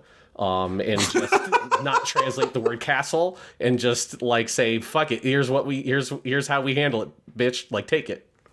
That would have been especially great because I don't know if you've been following any of the like coverage in mainstream media of this movie, Sean, which is fucking hilarious because it's a bunch of people who know nothing about anime suddenly being like, an anime movie is #1 breaking records. We have to figure out how to cover it. So I've seen some hilarious, like there was Deadline was trying to explain like, I have never seen this series, but from what I understand, this is basically the Empire Strikes Back of this franchise. And I was laughing. And I think if they had called it Infinity Joe, you definitely would have gotten a daytime news show reporting it as, and this is the movie where we meet the character Infinity Joe in Kimetsu no Yaiba. It would have been great. And before we get any comments, yes, we know there was a show on TV at some point called Infinity Train, and that may or may not have something to do with why they called Mugen Train.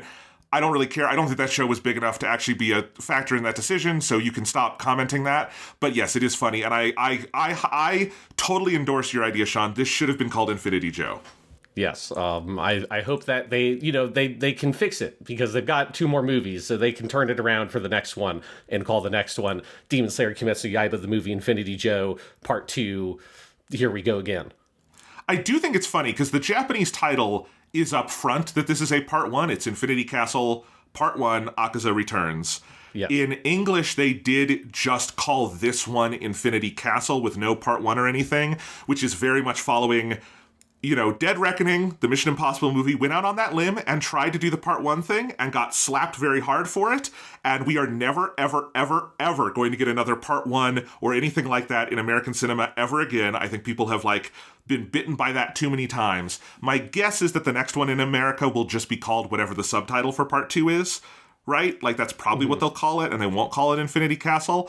But this is another data point in, I guess Americans just don't like it when you're upfront that a movie is a Part 1. They want to be lied to, and if you lie to them, you will get more money. You know, the Mission Impossible, The Final Reckoning made more money than it would have if it was called Dead Reckoning Part 2. Americans are just weird about titles. Yes.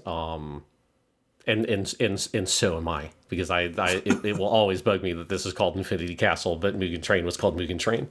I agree. All right, so Sean, with this film, I do want to highlight, like, you know, before we get into, there's obviously 3 stories to talk about here, but I like the way this movie begins. It begins with a very conscious homage to Mugen Train, the other original movie, because it starts with the mountain and then the graveyard, and because the master is bedridden at this point. In Mugen Train, it was the master walking through the graveyard. This time it is the Stone Hashira, and it's flashing back to the moment when the Stone Hashira learned from the master about the master's whole plan to, like, capture Muzan Kibutsuji. And then we basically I was kind of expecting they would redo the scene from the end of season 4. They actually don't. They just jump right into where we left off in season 4, where Tanjiro and everybody are falling through the Infinity Castle, and we get our big credit sequence in Ame. And basically, I did think this was a little funny. We get a little bit with every single major character is in there somewhere, and then the ones we don't see again for the next 2.5 hours are basically where we left them at the end of the movie. And I thought that was kind of funny. Like, we just see, like, what has the Snake Hashira been doing? He's just been fucking everyone up waiting for an upper rank to come get him. And I did enjoy that. You know, Inosuke is just running around trying to find demons. It's very funny. But yeah, we have that scene. Obviously, it's incredible just watching every time we go back to the Infinity Castle in this show, they just layer on the insanity of this realm, of how much movement is going on in it, how crazy the 3D camera is in its motion, how much, swerving around the two-dimensional characters we're doing. I mean, again, if you know me, you know I wrote a whole section of my dissertation basically creating a new theory of modern animation based on what Kimetsu does, particularly with this space. So I was in heaven watching all of that. This is great. Yeah, I mean, I think it's just worth kind of talking about how that works in the movie, because it is, like, just really incredible. Now, obviously, we have seen them kind of evolve this bit by bit because we have visited this location many times over the course of the series at this point. But I think it's very clear that scene that they kind of invented for the beginning of the Hashira training arc, where the Snake Hashira, the Sound Hashira, like, stumble upon the Infinity Castle, and which is a scene that is not in the manga. That is where they kind of, like, solidified this is our approach for actually using this as, like, a full 3-dimensional space. But it is just, like, absolutely jaw-dropping, because it's such a major feature of this film, because you have both that opening scene, but you have all these, like, interstitial pieces where you've got the 3 kids back at the main Demon Slayer base, and they've got their, like, maps that they are making of, like, the infinite number of maps, and the crows flying through this space, giving you, like, you both, like, feel like you kind of get to know the space and also get to see how the space itself is unknowable. Like, it's a really interesting way that they kind of balance this sense of, we have to give the audience an anchoring in this area, in this setting, because we have to move between multiple different story arcs within one film, and then they'll obviously have to do that within the subsequent films as well. So you have to give a sense of geometric space, but you also have to show how that sense of geometric space is kind of impossible to actually comprehend. And I just think it's, like, an interesting balancing act they play. And then, of course, at the end of the movie, you get the upper 4 demon playing her biwa, and, like, the whole thing fucking just going insane and shifting and evolving again and moving everything around. But it is just, like, such a spectacular piece of every part of the production coming together to make this work. Obviously, in terms of the animation and the 2D and 3D animation stuff coming together, but also just the editing, direction, storyboarding, and the conceptual approach of how to represent this space that you are spending outside of the flashbacks, the entire movie taking place in this one location. It's a real feat of production, what they pull off here.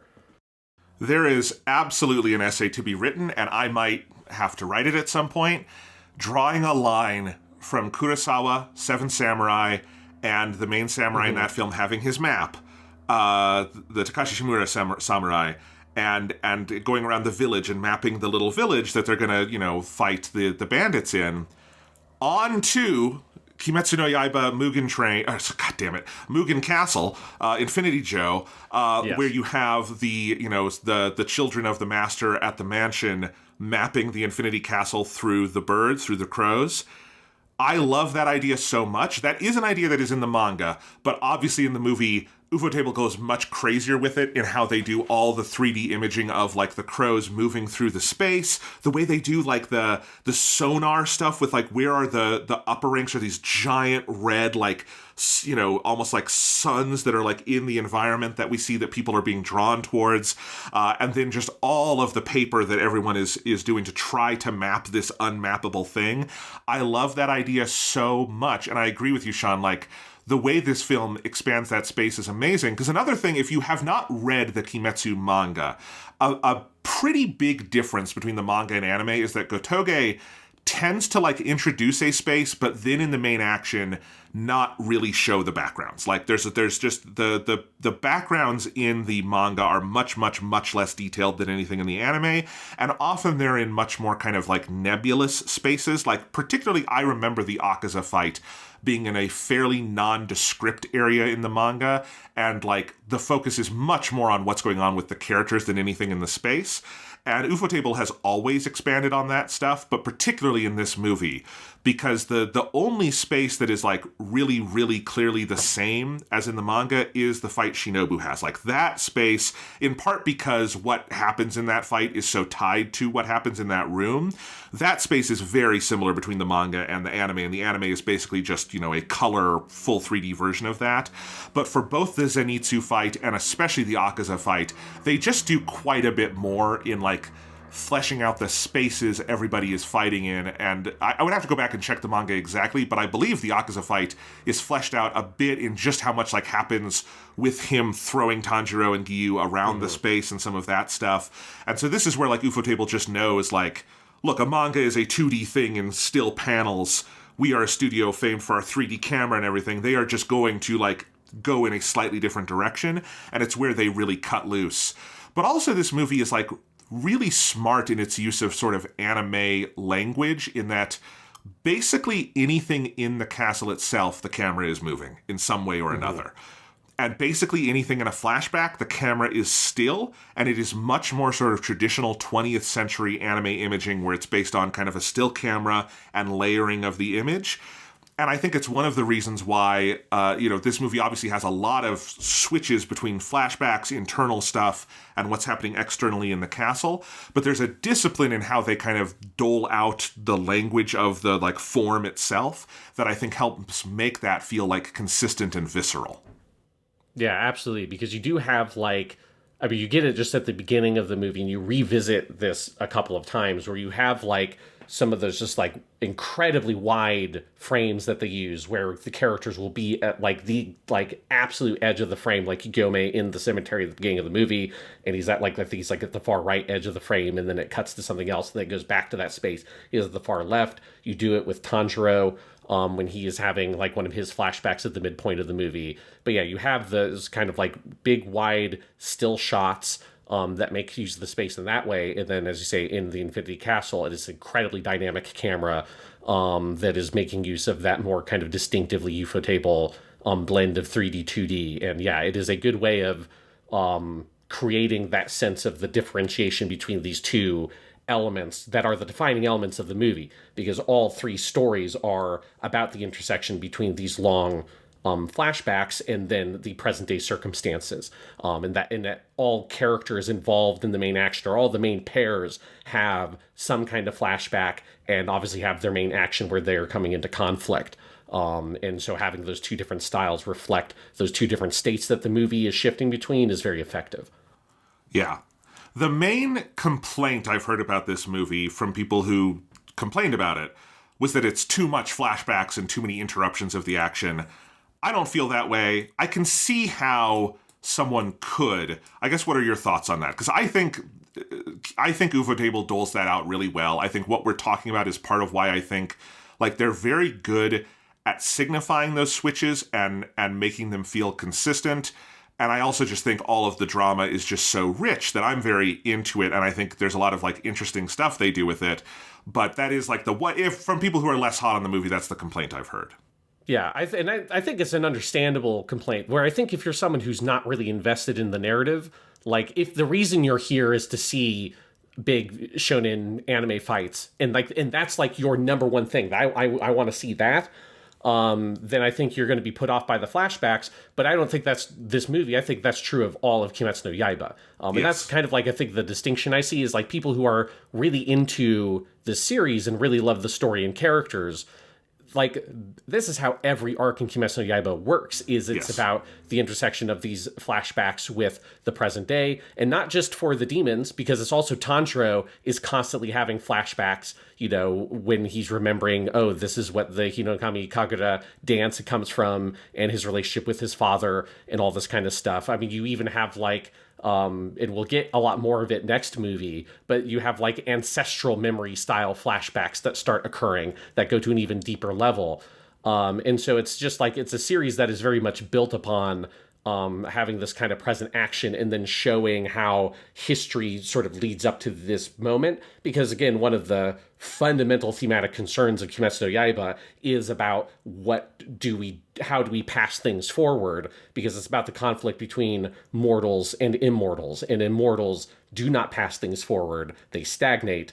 And mortals, people who embrace their mortality, it's about how do you leave things beyond you. There's the whole spiritual Buddhist component of the cycle of reincarnation that the series is very invested in. Like, it's a fundamental pillar of what Kimetsu no Yaiba is. So if you're not into Kimetsu no Yaiba and you don't like that storytelling style, you don't really like that part of the series, then you're going to be put off by this movie, because the movie invests more heavily into that style than I think any other piece of the animated version has done, because it's kind of, for me, how the movie works as a movie. Like, if the movie did not do that, like, super elaborate, they, like, even expand on it. They make it more elaborate, the Akaza flashback. They put more into it. Like, that, to me, is what is actually the thing that brings the whole movie together. Because it's the thing that I think most clearly shows the thematic relationship and the thematic point of the three stories and them all coming to this final conclusion. But if you're someone who wants to engage with the movie on a more casual level and just wants to see the fights, obviously that really kills the pacing of the fights. I mean, the fight is over at that point, but you might be thinking, oh, but Akaza's not dead yet. I need to see what next level of super move happens that actually finishes him off. If that's the thing that you want to see, you're not going to get it from this movie, but I would also argue that you've never really been getting that from Kimetsu no Yaiba in the first place. And so it's like, kind of pick your poison if you've been along for the ride this far, you know what you want out of the series. And the series is not interested in just delivering the big fights. The big fights are always about arriving at this point of empathy and understanding and a revelation that moves the characters to the next piece of the story. It's not just about the dynamics of how do we beat the bad guy. Like, that's not really what Kimetsu no Yaiba has ever been about with the way that it designs its battle scenes. I totally agree with that. And like, if you just, look at the history of it, the craziest piece of animation in season 1 of Kimetsu is in episode 19, where we first get the Hinokami Kagura. That is a 26 episode season. That season ends with the training arc. Entertainment District arc, the craziest animation, the big, where everything explodes, is in the penultimate episode. The final episode is a big flashback about the demons. Swordsmith Village, same thing. Like, this is how they've all done it. And really, Mugen Train is the outlier in that it has more of a traditional third act climax where there's a big action and then a denouement. But like, it's not out of character for Kimetsu that the biggest moments of action and animation in this film happen about 40 minutes before it ends. And then the rest, then the real climax of the movie is the internal drama going on in Akaza's mind. And like, I do think that is the boldest and most interesting thing about this film, about, part 1, Akaza Returns, is that as crazy as the animation is and as cool as it is to see this on an IMAX screen with all of that amazing sound and everything, I'm not sure at heart this is an action movie. Like, as weird as that sounds, because it is so much more about the internal stuff going on inside the characters' minds and hearts. The Zenitsu fight literally is over in the blink of an eye once Zenitsu does his thing.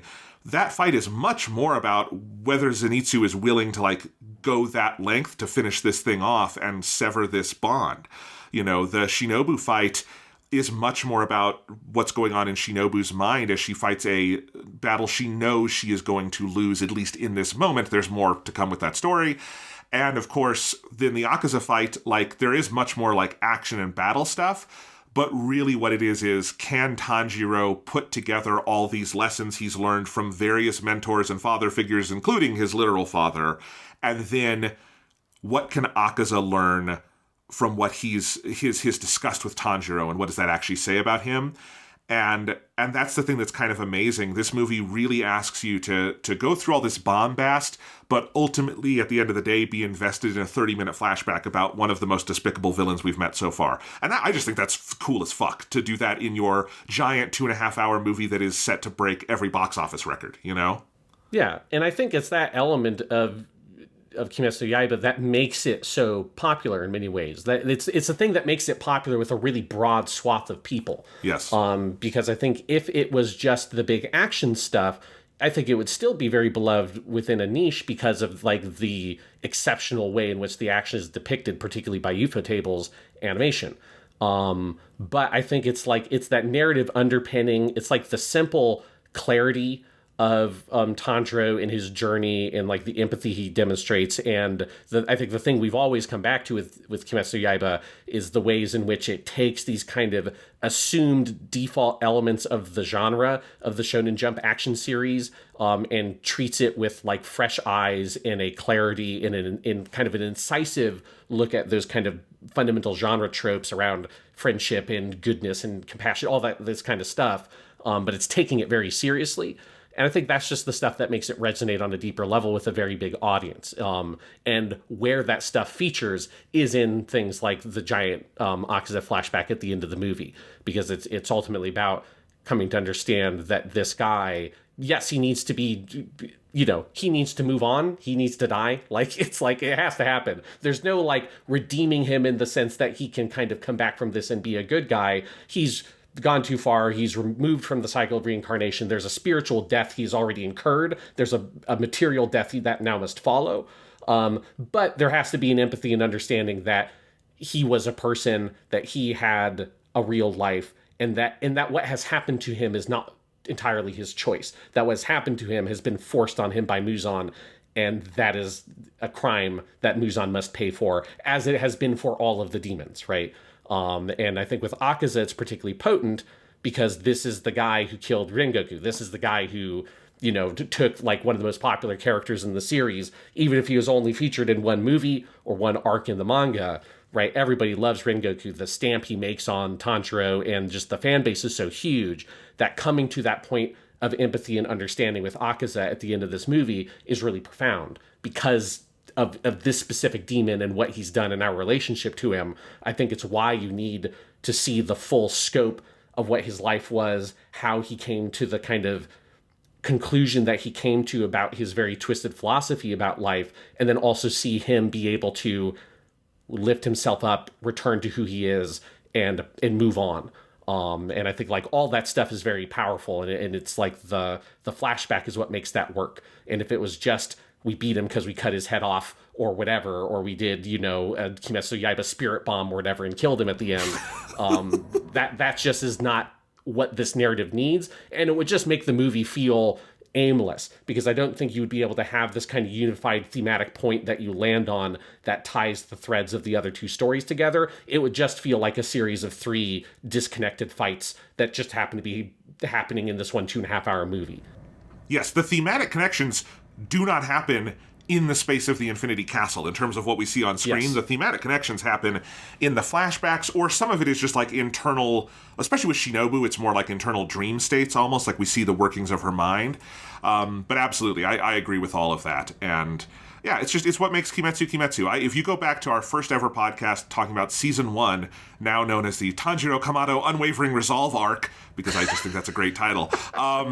I said there that like I enjoyed Kimetsu from the very beginning, but the moment I like sat up and really thought, oh, this is potentially a great show, is at the end of that like first little arc where Tanjiro has to do like the test on the mountain, and he defeats the big demon that no one else has been able to defeat, and then he reaches out and touches it, and we get the backstory. I'm like, oh, that's what this show is. And all the way to now, yes, that is what this show is, more than anything else. Yeah, I mean, it's the thing we've been saying all along is obviously like, is the Japanese title of the series, Kimetsu no Yaiba, the Blade of Demon Destruction, or however you want to translate it, it's a great title because it's open to interpretation what that blade is.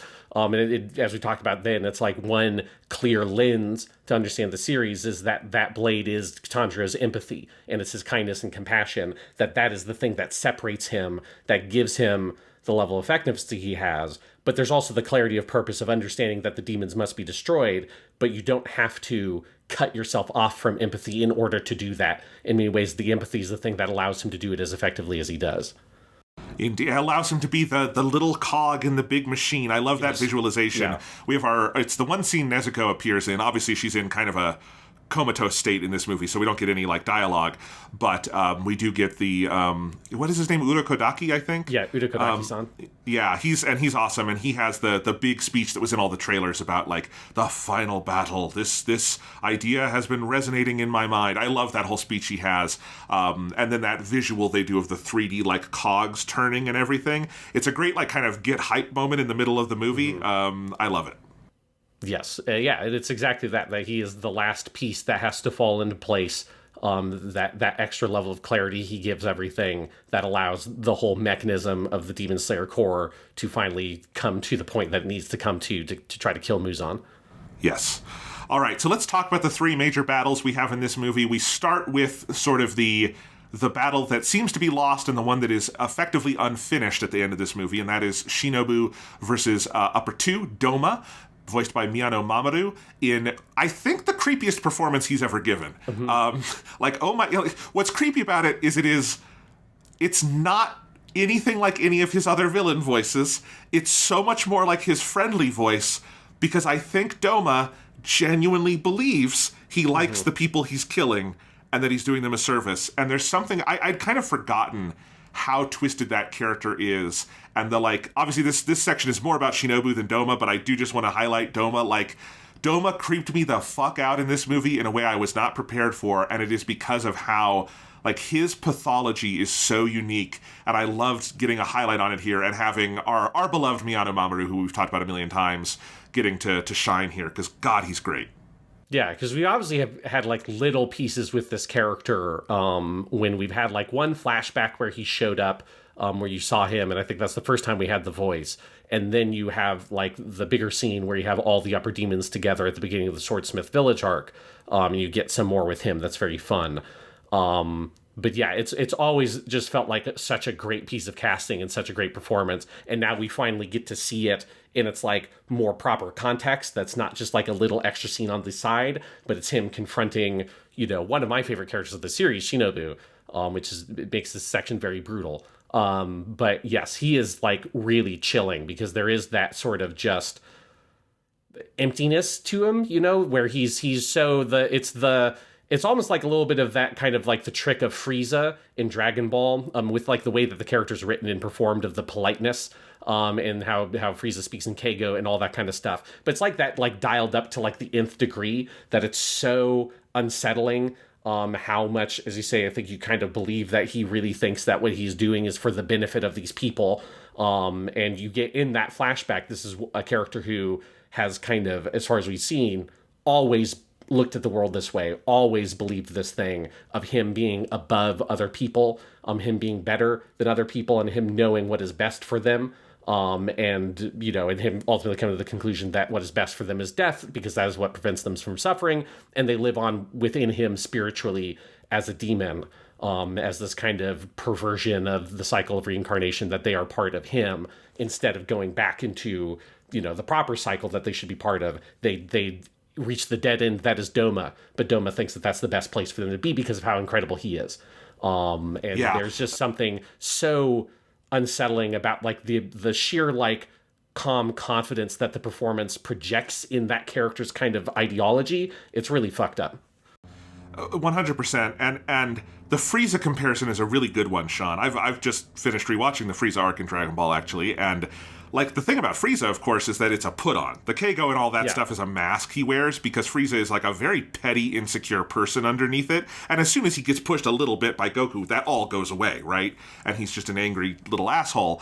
It's not a put-on with Doma. Like, that's the creepy thing. It's so earnest. It's earnest all the way to the very end.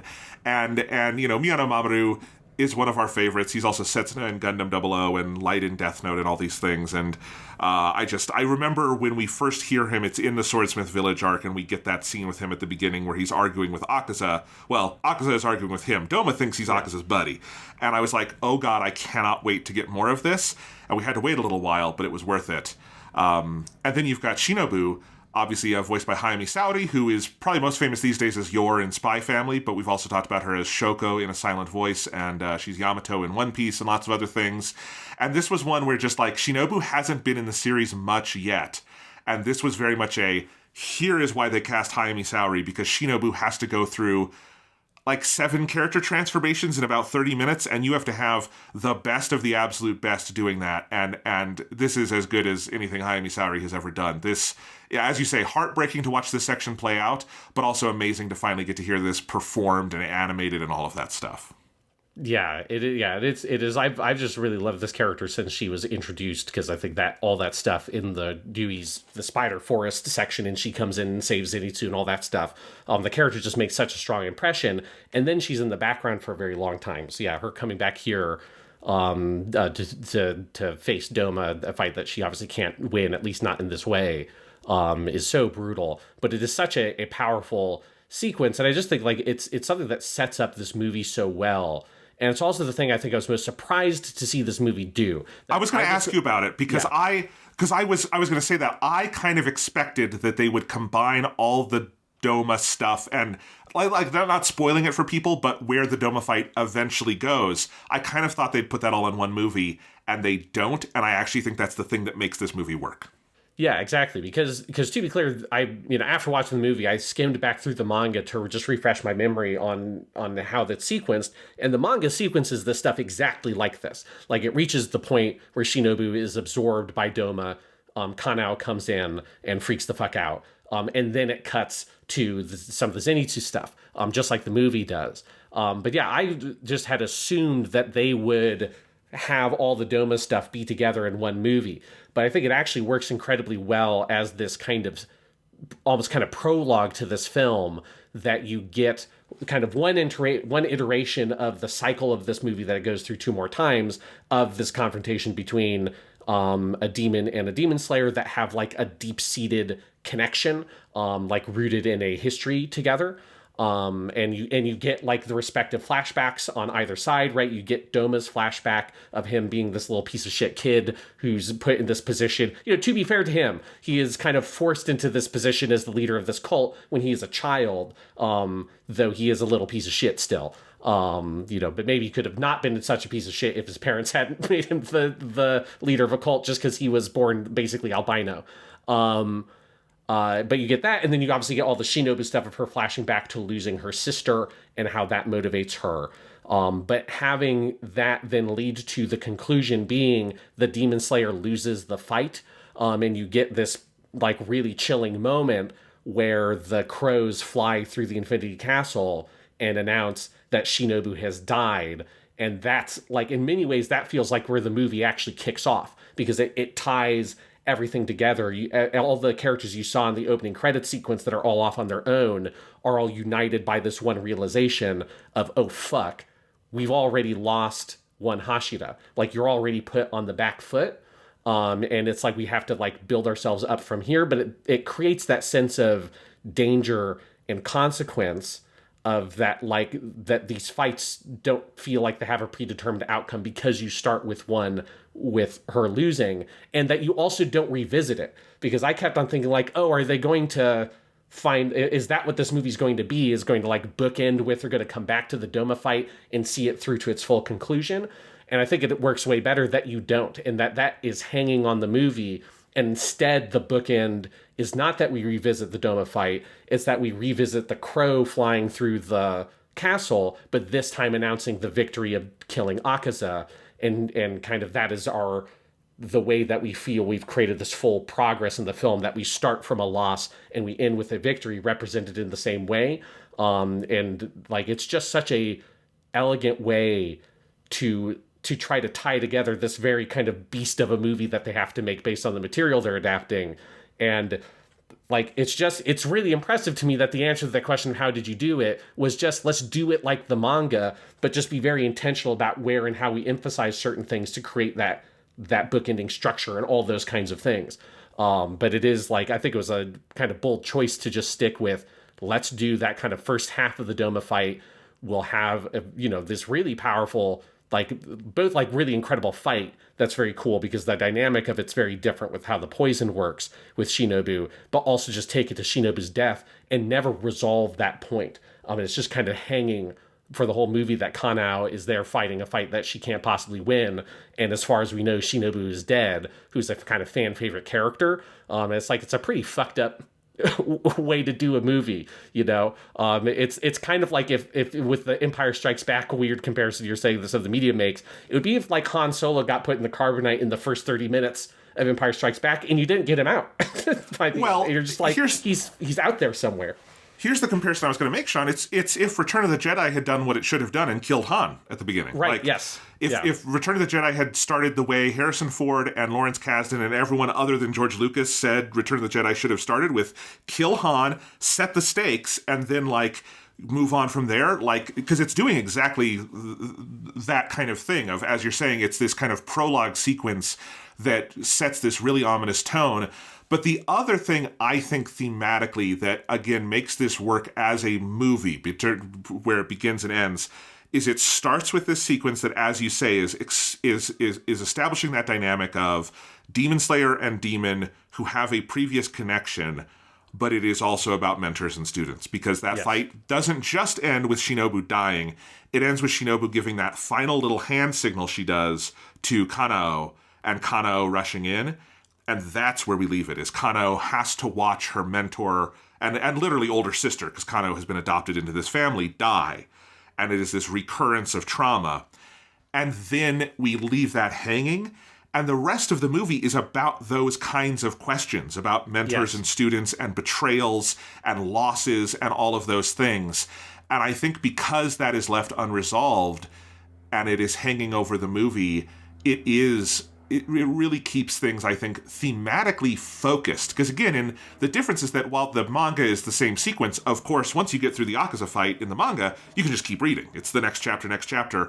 But this is a movie that then, credits roll and we cut to black.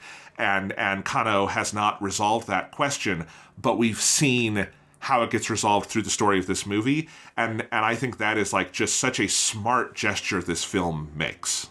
Yeah, and it just makes for just a very propulsive opening that sets up, it teaches you everything you need to know to watch the movie and kind of piece together what the movie is doing, giving you this kind of standalone vignette. And there's something about the way in which, and obviously this is all pulled just from the manga, but how it's set in that kind of very unique room that you're pointing out earlier that is very particular from the manga, but it also looks totally different than anywhere else in the Infinity Castle. There's something about that of how this whole space is set off on its own at the beginning of the movie in such a unique way that gives it just a very interesting feeling. It's just a very different vibe that makes it feel like it's got that almost kind of prologue structure to it, that then now we're getting into kind of like the main part of the film by moving on to Zenitsu and then Akaza.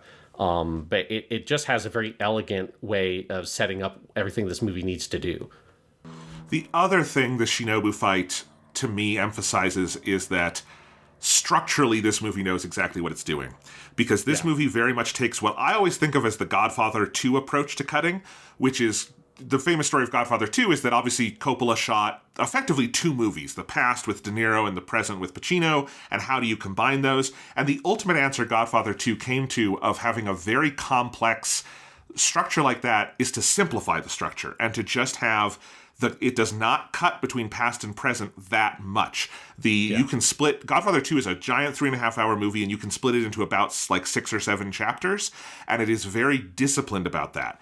And I think you and I both argued before we ever knew they were going to do this as a movie trilogy that Infinity Castle should be a movie trilogy. And I think part of that is because I wanted it to be able to maintain what the manga does and stay with these scenes. And I think if you did Infinity Castle on TV, you would be much more pressed to cut between events. The way like the Swordsmith Village arc cuts a lot between the kind of two halves of the fight going on. And that is kind of the one, that's a great season. That is sometimes the one weakness is that like the Wind Hashira, not the Wind, is he the Wind? No, the Mist Hashira, sorry, Tokito, is in that bubble for a really long time. And we keep cutting from him in that bubble. And like, I think the movie, you can just feel in that once it's, because the movie has a lot of cutting early on, obviously, as it's showing you where all the characters are in the space. But then once we get to Shinobu walking in on Doma, the movie does not cut until she is dead and Kanao has come in. And it just lets that scene and all of its flashbacks and all of its pieces play at full length. It doesn't have to worry about where are we cutting for the commercial break? Where are we divvying this up for episodes? Where are we going to a B story because we can only get through so much A story in a 20-minute episode, blah, blah, blah. And like, to me, I remember just watching it in the IMAX going, this is why you do this as a movie, is because this feels so good just to be locked in on this. And then the Zenitsu thing is also locked in. And there is a little bit of a break between when we meet Akaza and when we fully lock in, because there's some other scenes going on. But again, once we're fully into the Akaza fight, we don't go anywhere else. And that is, I think that is the biggest benefit of doing this as a movie, is getting to just lock in and adapt it at length and not pace it the way it needs to be paced and not worry about anything else. Yeah, I think that's very true, because if you had your kind of like weekly episode structure, either you have this sense of like fatigue because those episode breaks make it feel like we should be moving into something different, even though we're sticking with the same plot line, or in order to combat that fatigue and kind of leverage the episodic structure, you end up with, as you say, the Muichiro bubble thing of where it feels like this character is sort of stuck in this weird plot for a while off to the side while we're doing other stuff. And yeah, I'm with you. That is the benefit of the movie structure, is you just get to stay with it, like with the manga, because especially once the manga is finished, you're just chewing through that whole thing, just going.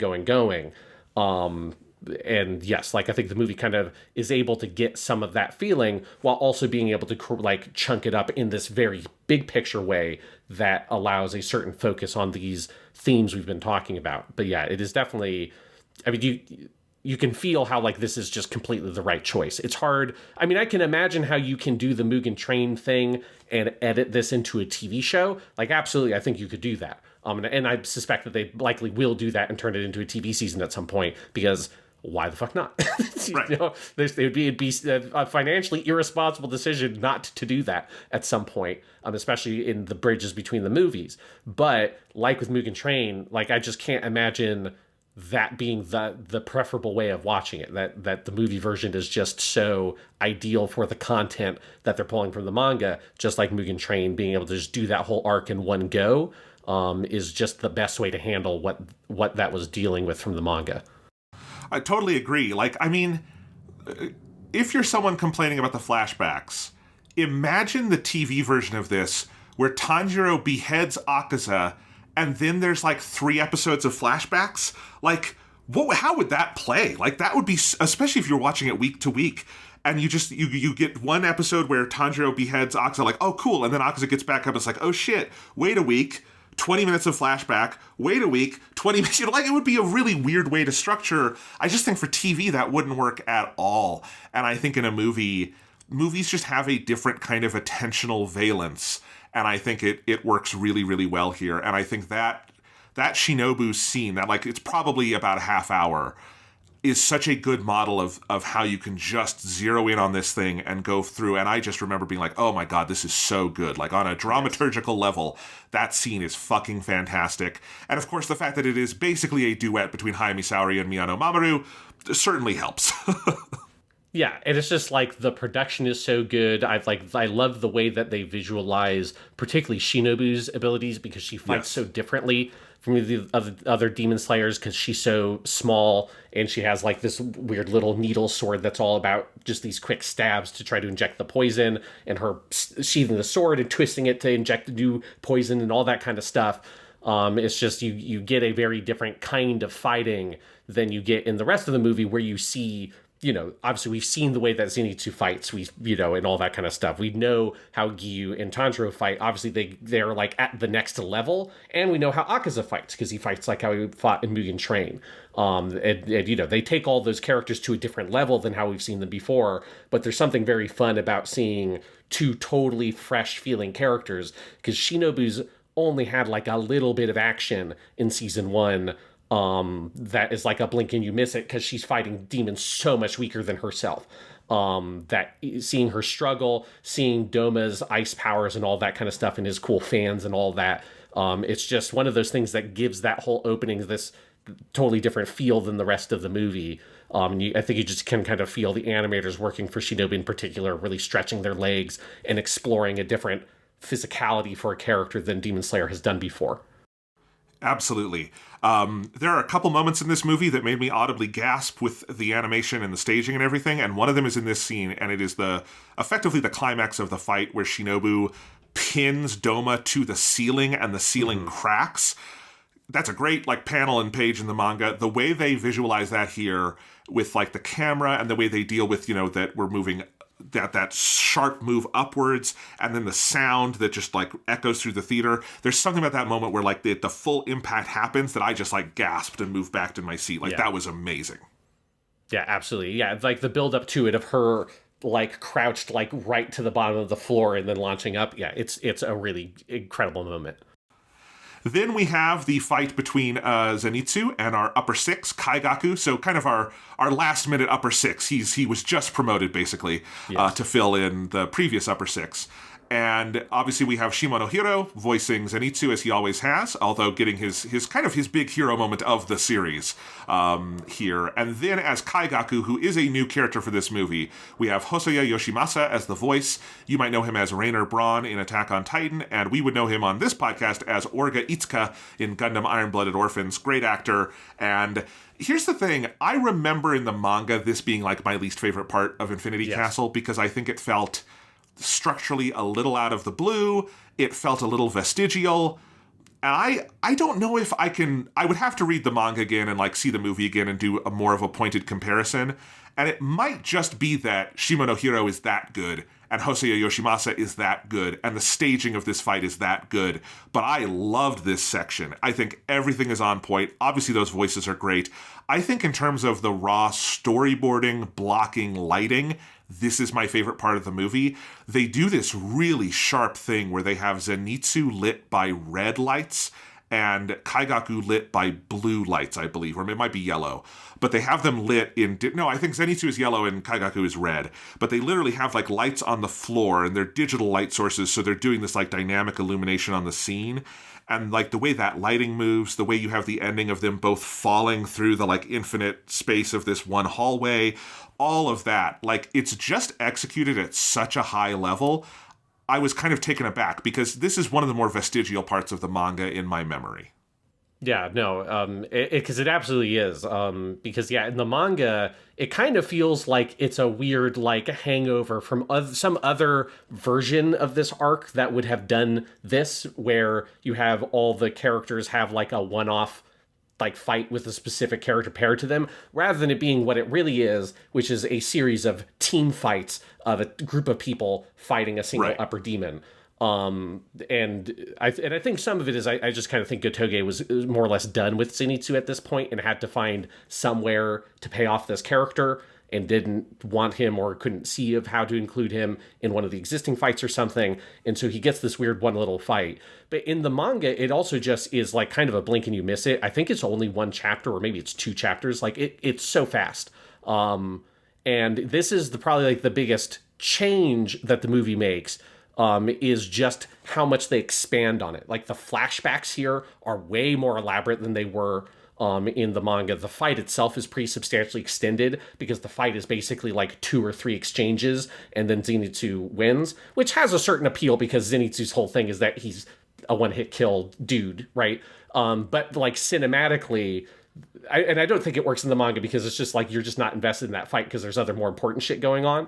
Right. But I think especially cinematically, it would just have felt so weird if it went as quickly as it did in the manga and it was a 5-minute scene. But the way in which they really flesh out and double down on this idea of Zenitsu and Kaigaku being polar opposites, right? That Zenitsu is the guy who the only form he was able to master was the level 1 form. And then Kaigaku was able to master every form but that level 1 one. And how he kind of can't live with that. And it's what drives him to be a demon and his kind of the petty attitude he has. And Zenitsu's great little monologue he has about how Kaigaku has a hole in the box that holds his joy. And if he can't, without ever having found a way to plug it up, all that joy is just pouring out.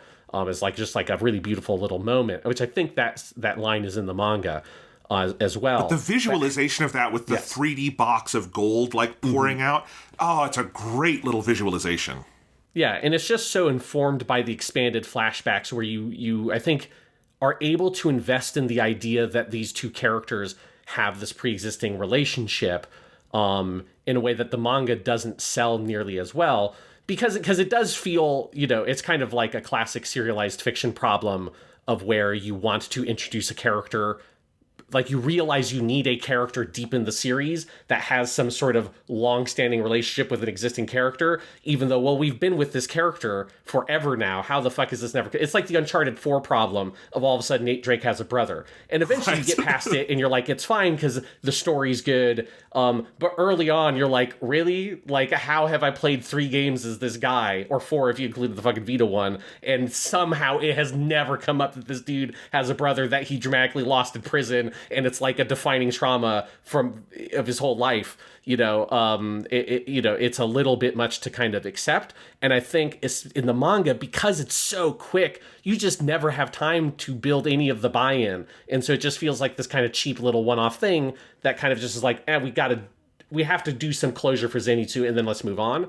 And the movie, I think it's the amount of time they invest in it, how much they expand on both the fight and the flashbacks, but then it's also its position in the film as being this middle sequence, as this transition that shows like kind of one cycle of this that is a success for the Demon Slayers, that Zenitsu is able to face this guy.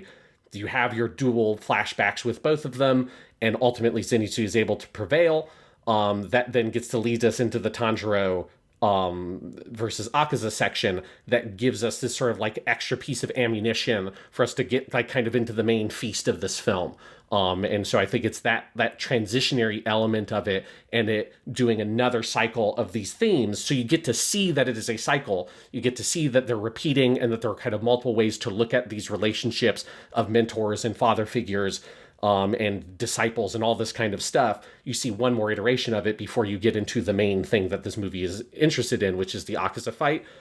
It just gives it a sense of importance and thematic weight it really does not have in the manga. Yeah, I think you're totally right. And I do think, in addition to everything you said, I do think the most important thing is it being in this movie, in this place in this movie. It being the middle of this movie, which means it is reflecting on both halves, before and after it. And it gets to be informed, because I remember it was this section where I started to like really understand what this movie was doing thematically. And it's because you've had the Shinobu fight and the kind of unresolved nature of that. Now you get this, and this really because this is the most highlighted of a mentor-student thing, because it is literally Zenitsu looking at his opposing part and trying to avenge his master. But it has such a clear resonance on what happens before it, and I think it does so much to help us understand what we should be focusing on in what comes after it. Again, and in the manga, they're just... Because the manga is, again, it's a big series of chapters, these chapters are more vestigial, as you were saying, they're shorter, it just kind of comes and goes, but you put it in a movie, you give it that extra meat, it's staged so well, whoever was the unit director on this section, it's so good. Yeah. That is where it really feels like it comes alive, and it gets to be informed by and inform what comes before and after it. Yeah, and again, you can't discount also, Shimanohiro has always been so good he's good in everything. He's one of those actors I just love hearing wherever he pops up. He's got such a distinctive voice. But Zenitsu is his defining performance, because the way he's able to go from the most extreme version of the a side protagonist who is a coward who becomes a hero, the Usopp character type or whatever you want to say. And I know some people get annoyed by it. I think Zenitsu is very funny, particularly how Shimono voices him. But then the way none of that is in this movie, and just the way he gets to just fully embrace this side of a Zenitsu who is pushed so far. There's always been a certain amount of righteousness within Zenitsu and a certain sense of justice, and it's buried by other things. But if you give him something to believe in, he'll fucking believe in it. And you get that here. And I remember, Sean, I think it was when we were talking about the Entertainment District arc in that podcast, we make the point that, after Rengoku does obviously as good a job as he possibly can against Akaza, and he loses. And after that point, the lesson everyone learns is there is no way to beat an upper rank demon alone, and no one ever does for the rest of the series. And I remember we got comments saying, you're forgetting someone. And I'm like, who am I forgetting? And I think it's because the Zenitsu thing in the manga is kind of forgettable. But in the movie, no, to be fair, Kaigaku is upper 6, and it's kind of a honorary upper 6. Yeah, it's a technically he's the upper 6 demon, you know. But we shouldn't take it away from Zenitsu. Zenitsu is the only person who goes up against an upper rank and beats them alone, and Zenitsu gets to do a super badass thing, and it's very fucking cool. Yeah, and you know, it's also like just very fulfilling and important that the resolution of this fight is the whole that Zenitsu has made a unique technique within the thunder breathing style. He's made the 7th or whatever number it is technique. Because obviously that's like the resolution is about how we're taking what we have learned from our master and then we're going to the next level. And it's not necessarily important that he learns every one of the pre-existing techniques and all that kind of stuff. What's important is that he takes what he has learned and he builds something new and goes beyond where we were before. And that is something that Kaigaku could have done if that's the way he saw the world. But unfortunately, that's not the way he saw the world. And that is why he has to lose. But it's one of those things that is that very kind of powerful triumph that leads us into now Tanjiro must learn to do the same kind of thing against a dude that is not technically the upper 3rd demon. You know, this is not a like, you know, I made it in because we just didn't have enough members, you know, we have to have it's a 6-person team and we've only got 5 people. So we grab someone off the street to fill in the spot. It's like, no, this Akaza's the real fucking deal. And Tanjiro has to like go to places that we have not seen before. And so it just sets up where we have to be to do this kind of thing really effectively. Of course, before we get to Akaza, at the end of the Zenitsu fight, we also do get really the only bit of comic relief in this otherwise very serious movie, which is Yushiro, the demon who's the assistant to, what's her name? Tamayo, I think. Yeah, he rescues Zenitsu, and we get to see that. And there's the whole interaction Yushiro has with the other demon slayers, the non-Hashira ones, and it's a very fun little set of scenes as Zenitsu is being healed. And I think that is the right point in the movie to have a little bit of comic relief for us, because otherwise this is a pretty breathless, heavy movie. Yes, yeah, it's nice to have Murata, the you know, jobber demon slayer there, and he just gets to get your comic relief. But it's also nice to see that, like, I like that they have the regular demon slayers get to kill some demons. You know, obviously, if they're not like a big fight or anything, but you just get to see them effectively work as a little squad and take down these big demons that are just like regular ass demons. Because it's been such a long time since we were in the world where we're fighting just like a normal demon. We haven't seen that since like the beginning of season 2 or something, where they added in that scene where Tanjiro takes out a couple of them to show how badass he's become by the end of season 1. That it's nice to see like, oh yeah, this is just like a normal ass demon, and you just get a couple of scrubs. But you know, even if they're scrubs, if they work as a team, they can take this thing down. And there's just something nice about seeing the Demon Slayer Corps be able to work as a unit. You also have the whole concept of us coming out of that Hashira training arc where all of them should be more powerful than they were. And I think they like, you get a little bit of that feeling, which is nice in the film, that training and all this stuff is worth it, and that all of our characters are cogs in a much, much bigger machine. And maybe some of them are more important cogs than others, have more important responsibilities, but you need all these people here in order for this to work, or our guys would just be fucking swarmed by a million demons and would never be able to even get to these fights. Exactly, and in the manga, there's more of a focus on this near the end, and I think this is a good setup this movie does that we'll get in presumably the third movie in this trilogy, with the kind of final action involves a lot of this kind of stuff. So not to spoil anything, but there's more teamwork to come. If you didn't understand that was one of the main themes of Kimetsu, by the end of this movie you hopefully should, because they basically say it explicitly to the camera. And yes, that leads us to the Akaza fight, which, Jesus fuck. Yes, okay, the flashbacks we'll talk about, most important part thematically, but oh my god, everything with Giyu and Tanjiro and just being thrown through all the different levels of the castle and all the places this fight goes to, this is where it feels like, okay, ufotable found yet another gear to move to beyond what we had seen before. I don't even know what to say. There's some of the action in this section is unreal. Yeah, no, it's fucking nuts. I mean, one, it's just really nice to finally see Gyu get to like Yes. do his thing, because he's another kind of like Shinobu. We've seen him fight, but we've never seen him fight like an equal opponent. You've got like a little bit of stuff in the Hashira training arc where you see the duel, I think, between him and the Sound Hashira, Shinazagawa, but you don't have like a proper fight with him yet. And it's this kind of thing where you always get the sense that Gyu is one of the most powerful Hashira, probably like just below Gyome. But you just never really get a proper fight with him.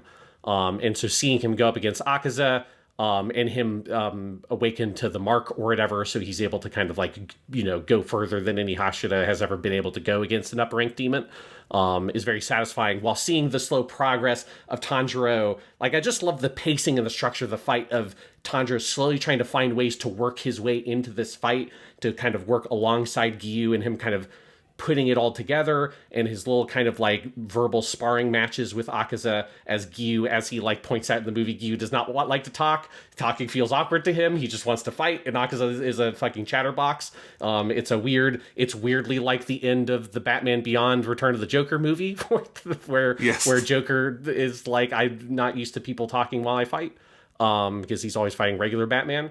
But yeah, but it's just like a fun dynamic of seeing the slow buildup of this just guy who, because of Mugen Train, is just on a total other fucking level than anything we've seen before other than Muzan.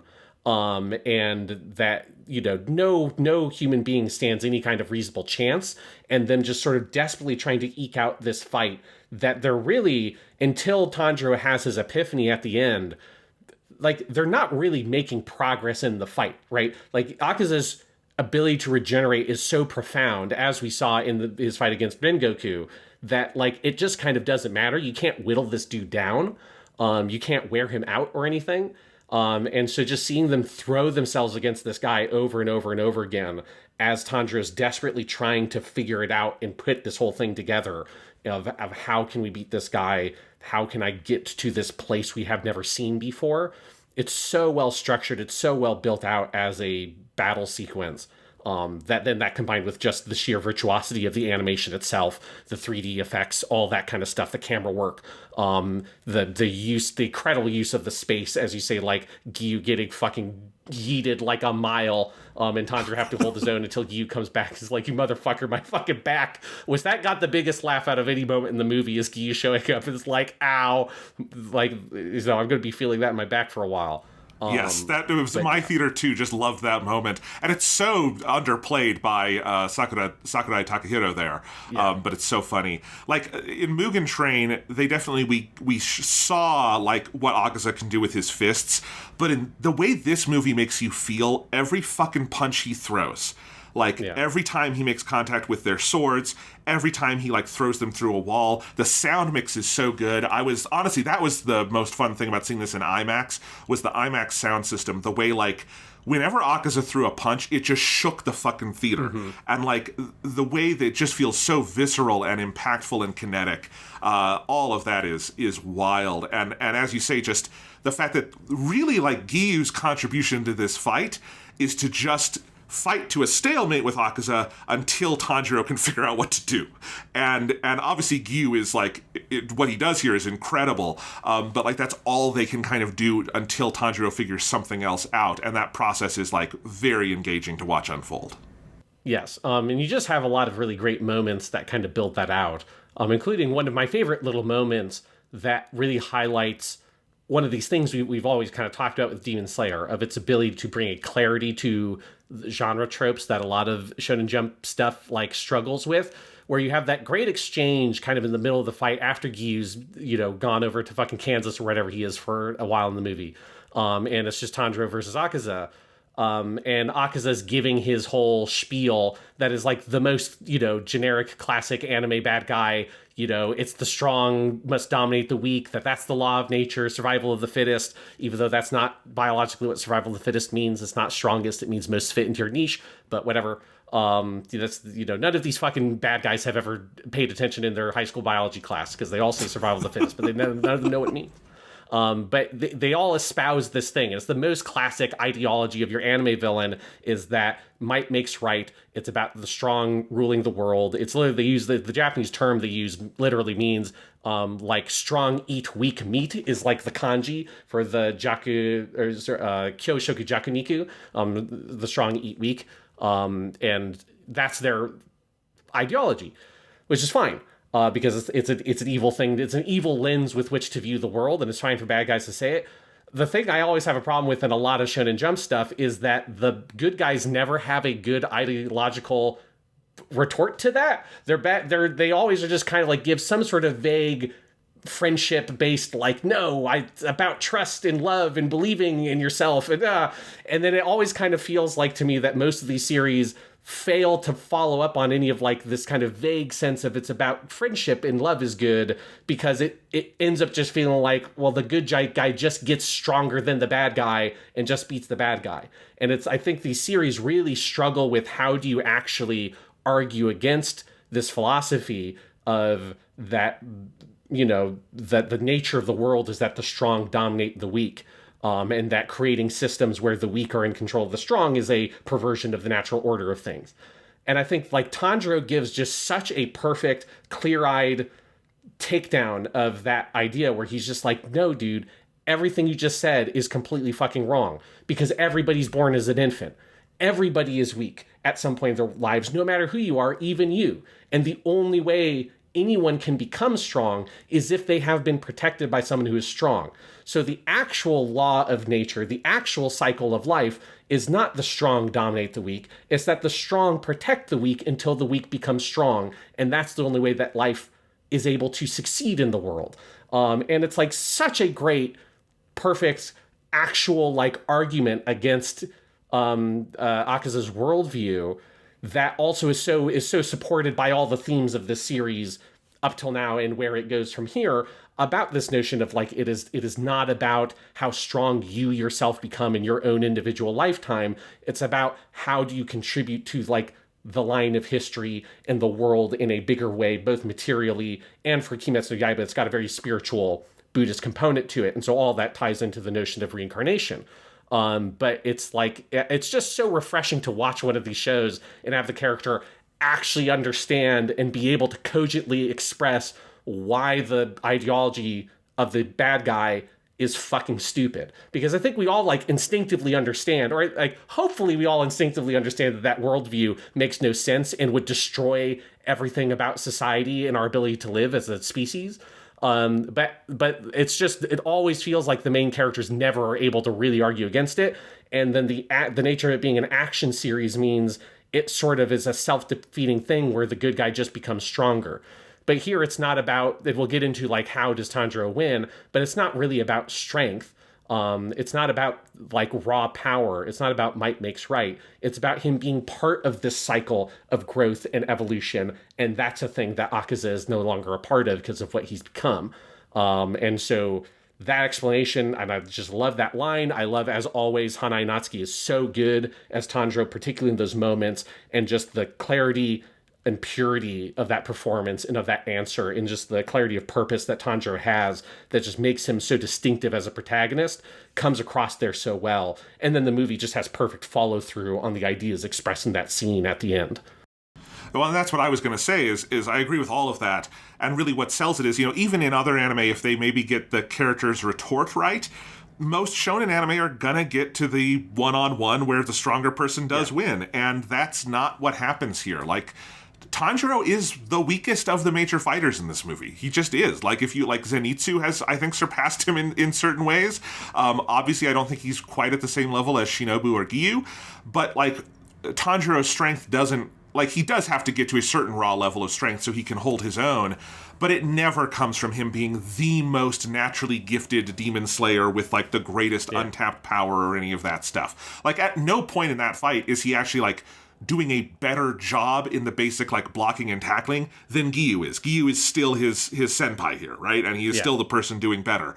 But like, and so when and that's, Tanjiro knows that. Tanjiro acknowledges that. Tanjiro's whole thought process in what do I do here is like rack my brain through my past, and basically what he thinks about is going back to those values he espouses to Akaza, and he thinks about, what are times I've been protected, and how did it happen? And of course, he thinks about his dad. He thinks about his dad doing the Hinokami Kagura. He thinks about his dad fighting that bear. He thinks about all of these moments where he was weak, and he learned from this person who, well, his dad was sickly, had his own weaknesses, but still managed to do protection. And of course, that is how the fight ends. This is not a movie that ends with him like definitively defeating Akaza. Akaza ultimately has to defeat himself through the things that Tanjiro has kind of prompted in that, again, that sense of the cog turning the big wheel. And so, yeah, it's and this is always the magic of Kimetsu, is it walks the walk. Its themes and its action follows its themes, not the other way around.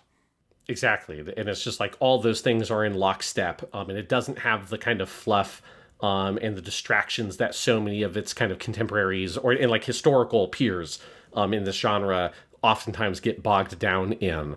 It's one of the things that makes Dragon Ball so good and eternal, is that Dragon Ball doesn't want to or bother with those things because that's not what that series is about. Like Goku and Frieza are not having a big philosophical debate about, Goku's not trying to make a cogent ideological argument about might versus weakness or any of those kinds of things.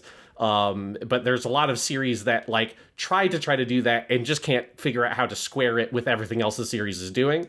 And it's nice that Demon Slayer is really just able to do that so perfectly and so consistently, has done that since the very beginning.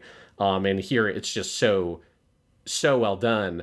And it leads you to this like great moment. It's one of my favorite things from the manga as well, where you just go full the end of the Matrix and you have the transparent world, right? And obviously this is all the kind of like the Zen Buddhist kind of spiritual foundations of this series, but where Tanjiro must arrive at is being able to see that the world around him is permeable, that it's like the world that we live in is a cage that we build for ourselves, and he has to see the truth that kind of underpins all those things.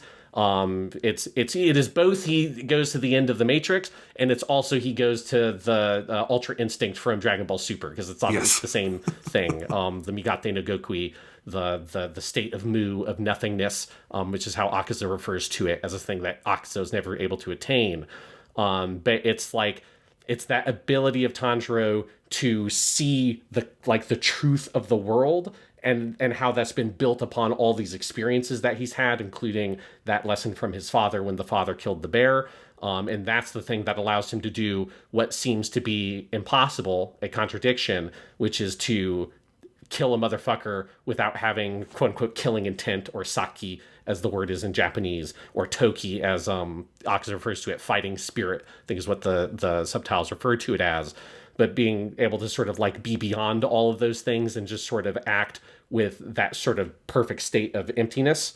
It's just a very satisfying kind of martial arts movie resolution to this thing that, again, because Kimetsu Yaiba is a series that is so fundamentally interested in that kind of spiritual worldview, that it fits so perfectly when it comes in here to this kind of level that it does with Tanjiro, where he gets what is almost like kind of like what like is almost kind of like a superpower, but I think they do such a good job of visualizing it in the movie that it doesn't feel like a thing that I think you could very easily make it feel like, where he gets like Superman X-ray vision, which would be a very bad way to visualize it. And instead it feels like that he is stepping into a whole other level of consciousness, that it's not just he can see through things. It's not like a material, literal superpower he gets. It is another heightened state of being that he achieves that allows him to do this thing.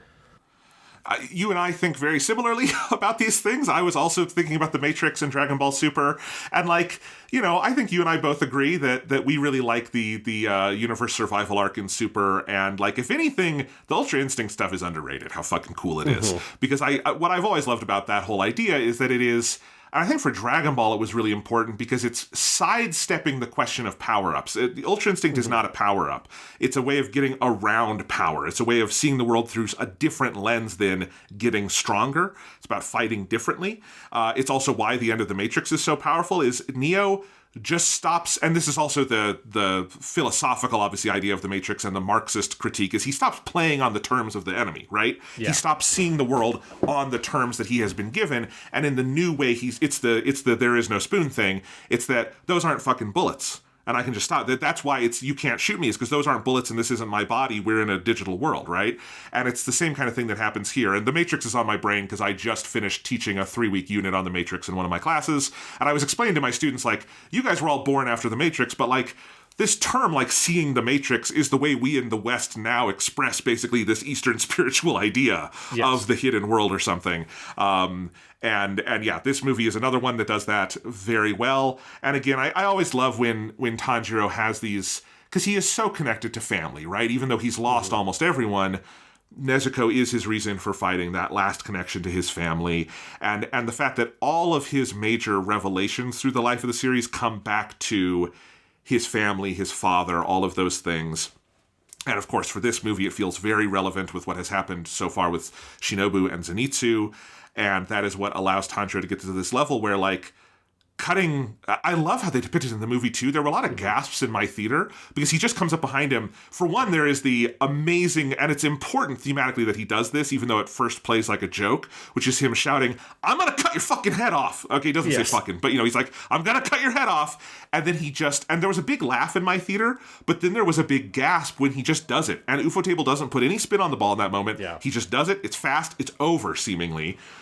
And that's the whole point, is that this isn't an issue of being faster or stronger in this moment. It's coming up on him with a totally different reason. And I love how that plays. And of course, it is important to, I think, everything, like him shouting that line when he does that to Akaza is what prompts Akaza's entire, you know, self-revelation that leads to his actual defeat. The fact that Tanjiro says it while he is also doing it without the fighting spirit / killing intent is kind of paradoxically, but also very understandably, the thing that actually wins the fight.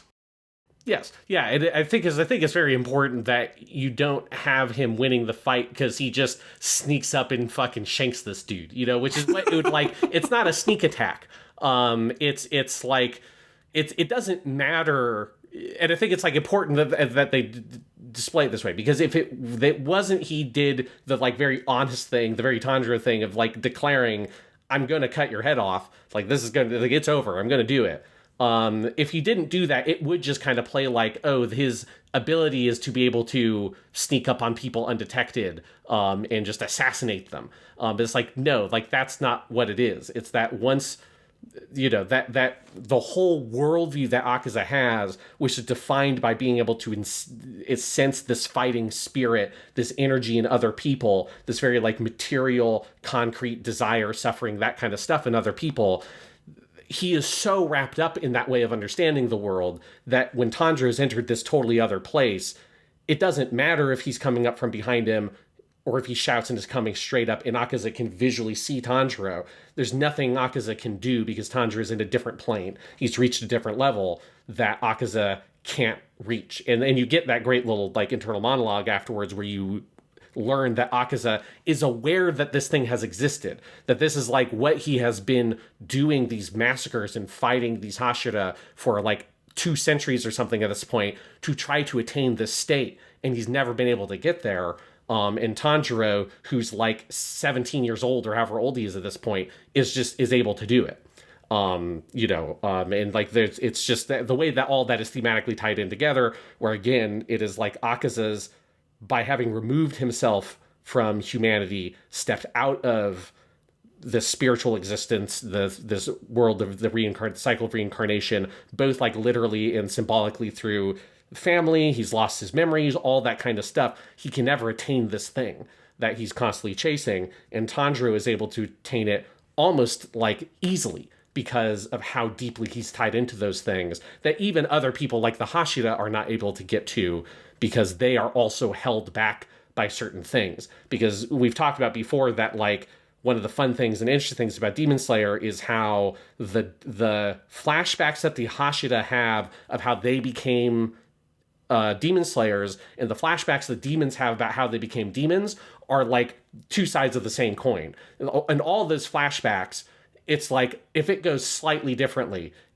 it would be on the other side, right? If the Akaza thing was, instead of his family getting poisoned, a demon broke into that house and ate them, and then fucking Gyomei showed up, Akaza would have been a demon slayer.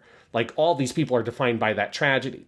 But I think Tanjiro is the one who, you just, even though he has that tragedy in his background, you can never see him ever becoming a demon.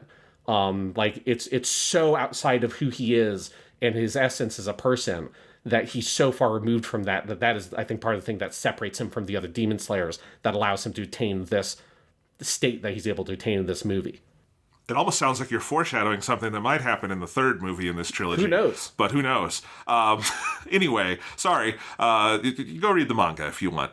Anyway, yeah, no, I agree with all of that. It's so true. And it's, yeah, I just love the way it's depicted. We also, let's talk here now as we get into the Akaza stuff. Ishida motherfucking Akira in this movie. Ishida Akira is one of our favorite voice actors on this podcast, I think it is fair to say. He is Athran in Gundam Seed. He is Gaara in Naruto. He is Kaworu in Eva. He is the protagonist Ryoji and Pharos in Persona 3. If there is a Japanimation Station Hall of Fame, he is in it. And this is some of his best work ever. Obviously he was really great as Akaza in Mugen Train, but in Mugen Train, Akaza is a pretty one-dimensional villain. He is more symbolic than anything. He is the mountain that you cannot climb. And so he comes into this movie playing villain voice, and he exits this movie making you fucking cry. And that transformation, the number of sides of Akaza he shows in, like, basically the last 40 minutes of this movie, I think it is, as a fan of, like, Japanese voice acting, it is, like, humbling to behold the craft that this guy is pouring into his art in this film. It is tremendous. It is like, give this guy an award for this performance. It's so good. Yeah, absolutely. Because like, all sides of it are so good, because part of it is also like, the villain Akaza voice is very effective. But even back in Mugen Train, there is this like little thing in him. Yes. That I think you can see this little spark. And part of it is like the way in which he's engaging with Rengoku, or Kyojiro, as he refers to him. And it's like, it's kind of fucked up, but it's very different than the Doma thing, right? Where Doma is also like kind of like weirdly overly familiar and like kind of gross in the way that he kind of like intrudes upon your like space verbally. And Akaza kind of does that, and he's like kind of almost like a little bit of a bro almost in the way he's referring to like Kyojiro and all that stuff, just referring to him by his given name. But I think you can feel how it is motivated by this real desire for self-improvement, that there is this like very human thing buried deep down inside of Akaza, this kind of martial artist ideology that he wants to grow, he wants to evolve, but he's fucking stuck and he doesn't know how to do it. And he's trying to like pull Rengoku in and turn him into a demon, because I think Akaza is telling him like, you can be immortal. Imagine you can be like at the greatest strength for all of time. But there's like a contradiction in that of like his desire to become more powerful by fighting more powerful people, and also this sort of like stagnation that he's promoting of like, if you become a demon, like, yes, you will never deteriorate, but in a certain sense, you will never truly improve either. You can technically become more powerful by eating other people, but like, there is this sense of like becoming a demon cuts you off from a certain style of improving that being a human does. And so I think you can feel that Akaza has this like struggle inside of him in that movie. And you get it here very clearly as well. And it starts becoming very intense about the midpoint of the movie when you have that little argument with Tanjiro. He has that brief moment where Nakamura Yuichi comes in and says a little line to him, and he fucking like tries to, back fist this like ghost on his shoulder or whatever that Tanjiro is like very confused by. And I like that is a literal thing that Akaza is doing physically in the world. And it's not just purely like symbolic representation. It's like, no, this dude is literally haunted by his past. And it's like, you just see those little cracks in who he is, and that there is this sort of suffering and this contradiction deep in the heart of who Akaza is as a person. And as the fight goes on, that becomes more and more exposed until he gets his head cut off. He doesn't die. He's holding on to this life. And then it all starts to come coming fucking pouring out of him, and he can't stop it, of these realizations of what he is and how fucked his life is and how far off the path he has gone by this point. Totally. And I agree with like what you said about Mugen Train too, because I think we even said probably at the time, it's Ishida Akira is kind of interesting against typecasting for a villain like this. Yes. At least in how Akaza initially appears to us. And there is that like, I agree, like, Doma is a good comparison because Akaza does kind of have this sense of, like, friendliness and fun with his competitors, but there's more of, like, a yearning to it. Like, I think he really does want Kyojiro to be his friend. Yes. He, like, really does want a sparring partner in this hellish eternity he is stuck in. He really is, like, surprised when he gets to fight strong people. But, so there is this, like, weird contorted humanity in there that we don't get much like insight into in that film, and now we get it, as you say, pouring out here as he starts falling apart. And when we get into the full long flashback, like, one, this is just one of Gotouge's best piece of writing in the manga is Akaza's backstory. I think it's the best of all the demon backstories. I think it highlights that, like, as you were saying, the demon and the Hashira backstories are always very similar. And the Hashira backstories tend to be about the evils of the demons, and the demon backstories tend to be about the evils of humanity, right? And Akaza's story does such a good job of highlighting that idea of someone who is, like, Akaza, as we see him in the past, has a fundamental goodness to him. Like, he really wants to help his dad. He really wants to be there with other people. Like, there's something really, like, compellingly human about this person. And the evils of humanity that he sees that are obviously inexcusable, and then obviously Muzan preys on those, but what happens is he winds up abandoning the goodness of his own humanity out of spite for the evils of humanity. And it is this experience in this film that allows him to kind of reconnect with that and have this final moment. And it's stunning. I love that even though, this is the end of the movie, like, they take their sweet time with that flashback, and they should, because it's so good, and because you want to hear Ishida do his thing, and you need to hear Nakamura Yuichi make a full character out of Keizo, and you have the other actor here that we should mention is Lin, playing Koyuki, who is the love interest in that section, the daughter of Keizo, and people on this podcast would know her as Miorine Rembrandt from G-Witch. So just everybody in this movie is in a Gundam somewhere, like, I think literally, and I think that's funny. But anyway, like, that whole series of connections, like, I thought about this a lot, that, like, obviously this is the first original Demon Slayer movie since Mugen Train. They called it Akaza Returns in Japan for a reason, obviously, like, knowing that this is a very popular is character. Yes. And Mugen Train being the highest grossing film in that country's history, all of that stuff. But, like, I do love the ways this movie mirrors Mugen Train, where you get to the end of Mugen Train and you are just beside yourself with how much you love Rengoku and how sad you are to see him go. And I don't know if you're beside yourself, but you do come to this movie, and the tragedy at the end of this movie is for Akaza. There's something so cool, and obviously this is all taken from the manga, but the way they structured in the films, that the first Demon Slayer film, you end mourning Rengoku, and the second Demon Slayer film, you end mourning his killer. Like, what a fucking magic trick. This is such a special series. Yes, absolutely. Like, it's such a incredible, like, journey to get to that point where you are, like, because I teared up in the movie theater at a certain point with that flashback. Especially because like, I kind of vaguely remembered what his backstory was, but I didn't remember all the details. And I think that they do, expand on it here and kind of flesh it out even more in the anime version. But it is, like, so touching. And, Ishida Akira's performance is so good, like, his narrating over this, both, like, him narrating it and then him playing the young, like, human version of Akaza as well. But then also it is, like, Nakamura Yuichi, he's taken the opportunity of being in Demon Slayer, even if it's just for one movie. He's like, fuck it, I'm going all in, because it's like, it's such a great performance. I mean, obviously it always is. If you said earlier with Ishida Akira that if there's a Japan Animation Station Hall of Fame, he's in it. If there's a Japan Animation Station Hall of Fame for voice actors, Nakamura Yuichi's probably number one on the fucking sheet, because I like that you listed out, I think, just like the main things we've covered before that he's in. This is even everything, but he's Tomiya and Clannad, Ordaki and Hyoka, Graham Aker / Mr. Bushido in 00 Gundam. He's also the one guy in Thunderbolt. He's in the Gundam in Gundam Thunderbolt as well. He's Satoru in Jujutsu Kaisen, Gojo. He's Han Jungi in Yakuza, and he's Louis, the bad guy in Metaphor Refantasio, or excuse me, Metaphor Refantasio.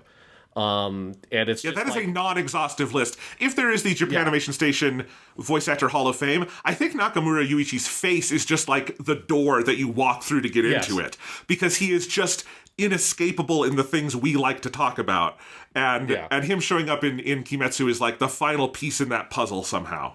Yeah, and it's like particularly funny that his first appearance is as this like mysterious ghost with like one line in that scene, and as in his voice, you know, if you like the stuff, his voice is so distinctive that immediately you're like, oh yeah, motherfucker, yep, this is going to be good. Once we get some more Nakamura, this shit's going to be great.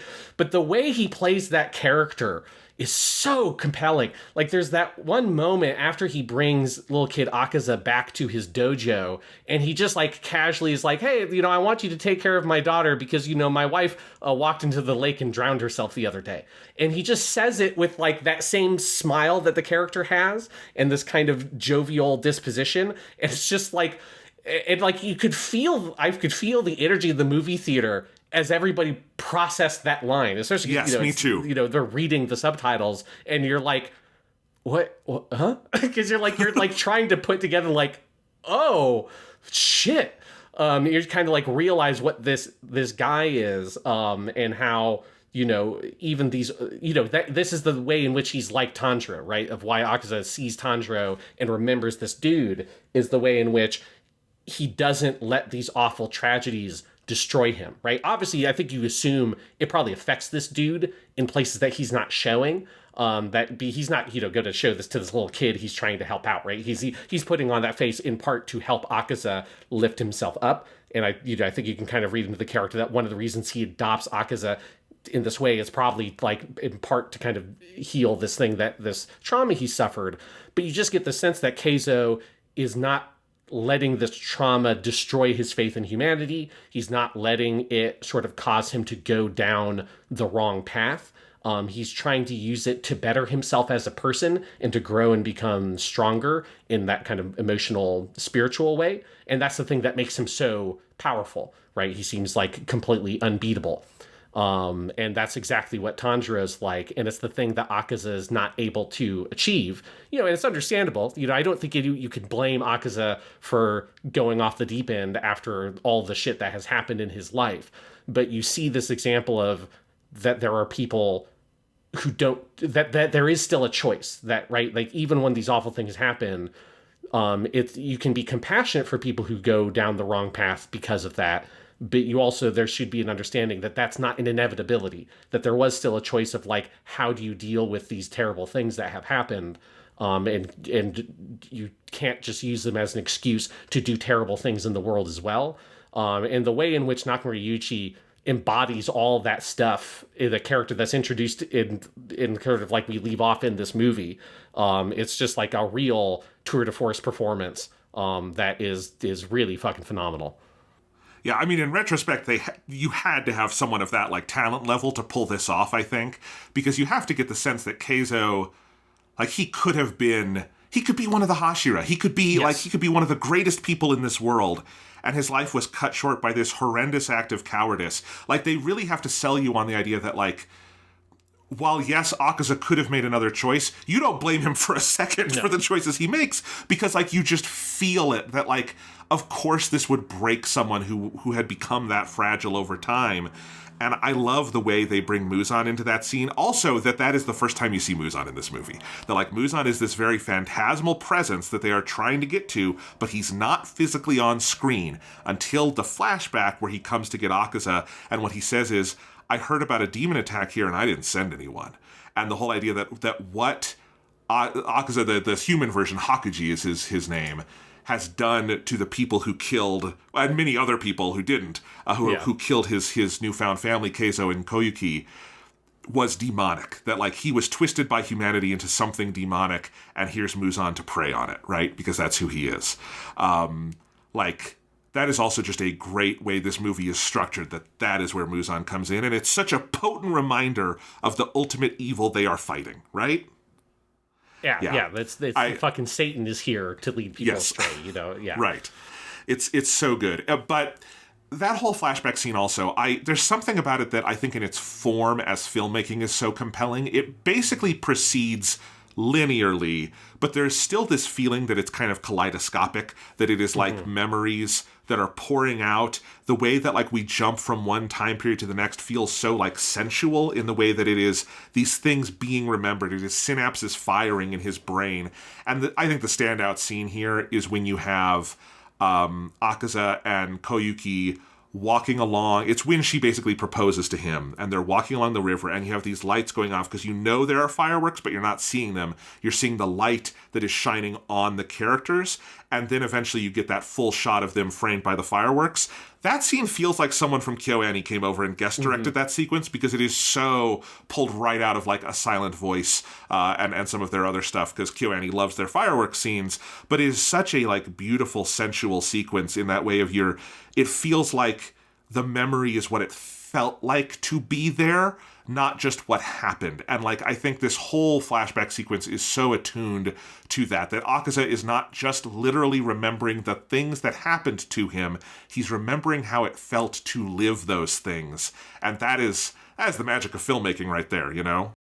Yeah, and it's one of those things where we talked like near the beginning of this discussion of the ways in which there's these kind of two styles in the movie. There's what is happening in the present tense in the Infinity Castle, and then there's this more kind of traditional animation, but also kind of more traditional Japanese cinematic language that these flashbacks use, especially this one, because you're in Edo, Japan, and you have these like traditional, like the dojo and all that, and it is one of those things that it's making use of that like still shots with like the complex kind of geometric frames within frames of these doors built out of like big rectangles and stuff like that. The little room that Koyuki is in, you just get this sort of this sense of where we shift into this other aesthetic style that I just say also is working on this dream logic of the way that it's cutting and editing together, and Ishida Akira's narration as he's sort of slowly remembering all these things that are coming out of him in this moment. It is like a real masterful part of the movie. I would be very interested to know which one of the unit directors was in charge of that sequence, because it feels like it has like a very distinctive sort of directorial presence within the film. Like that whole flashback has such a unique sensibility unto itself that it feels like there must have been a particular person or team of people that were really in charge of that sequence to make it feel the way it does, because it does feel like you're just out of time and space when you're in that sequence. Yeah. So we don't really talk about dubs on here ever, and from what I've heard of the Demon Slayer dub, I've never really liked it, but did you see who they cast as Keizo in English? Yes, because I did see a picture, or it was it was a thumbnail of a YouTube video with Hanai Natsuki standing next to Channing Tatum. And I was like, what the fuck is, what, why, And then I clicked the video, it's like, oh, he plays the Nakamura Yuji character. That's wild. That's fucking crazy. Then I later found out that it's like his daughter is way into anime or something, and that's why he wanted to take the role, which is cool. And I know he's done voice acting and other stuff, but it was very surreal to see a picture of Channing Tatum and my favorite nerdy Japanese dude, Hanai Natsuki, with his like fucking glasses, all that shit, cosplaying as Tanjiro. It's like a very weird, very, very weird picture to see. Yeah, props to Channing Tatum because obviously he would have had to take a pay cut from whatever he normally does, because this is not a like full SAG live action production, right? This is something else, presumably SAG-AFTRA. But anyway, so kudos to him, and I'd be curious when I get like the Blu-ray for this movie to switch over to that to hear what Channing Tatum did, because I'm sure it's fun, and I like that is a part where I think like stunt casting is appropriate, where you can do something big with it, so that makes sense. Yeah, and I don't even think it's stunt casting, because I don't, unless it's happening somewhere I'm not seeing, but I don't feel like they marketed the movie off of it's like Demon Slayer featuring Channing Tatum. Can you imagine that on the poster? It's Channing Tatum in Demon Slayer the movie, Infinity Castle. Part 1, Akaza returns. Yeah. Oh gosh. No. But yeah, this is, Sean, we're getting closer to all of the joke Hollywood castings we've done for anime dubs in the past on various podcasts. Where we're getting there. But no. I just thought that was funny and worth mentioning. So yeah. Amazing flashback. All of the animation in this section. Another thing that I wanted to mention about the Akaza stuff is Obviously, the musical score for this by Shinago and Kajiura Yuki is fantastic. It's always fantastic. It's almost like, how do we find new ways to describe how fantastic it is? But obviously this movie has, 4 seasons of TV worth of themes to build on, but particularly it builds on the Akaza theme from Mugen Train, which is a great piece of music. In Mugen Train, it is this fucking rip-roaring electric guitar piece, and they put it into so many different forms in this film. It comes back initially as rip-roaring electric guitar, obviously, but it ends the movie, I believe, played on an organ mournfully. Yes. And, it is such a great symbol of what the magic trick this movie plays, that the score also takes this character and transforms him. Because there's many permutations of the Akaza motif from the point where we go to guitar to organ, and they do so much good work with it across the film. But that is one of the most impressive pieces of scoring in this whole franchise, and again, that is saying something. The way they take that motif and just play with it over the course of this movie, that really blew me away.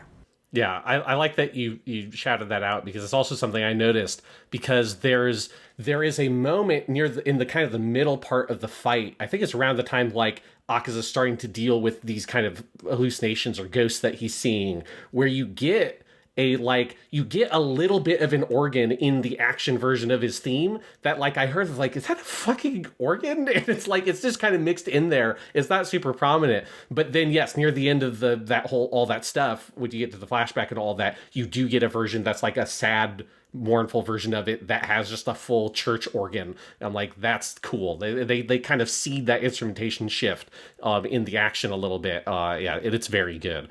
It's the soundtrack across the whole movie is phenomenal, but it is that Akaza stuff and how they work on that theme here, because it's a very memorable theme from Mugen Train. Even if you only see that movie once, I feel you can hum. There's that little kind of distorted vocal part of the Akaza theme that's kind of the main melody. That's just it really sticks in your mind. And it's really cool to see them get to play with and develop that theme in new ways in this film.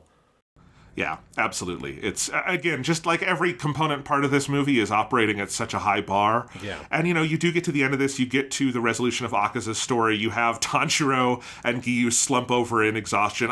This was another big laugh moment, was Giyu desperately trying to stay awake for Tanjiro and then slumping over, but he's still on his sword, holding himself up as he's passed out. And then we have, our final little recap of where is everyone in the castle, and we have Muzan give his big villain speech, and we cut to black. But, I honestly, it reminded me a lot of, the ending of, Fellowship of the Ring, where, okay, this is the beginning of a trilogy. In no way have we finished the story of this thing. We're not even that much closer to the endpoint goal of defeating Muzan Kibutsuji.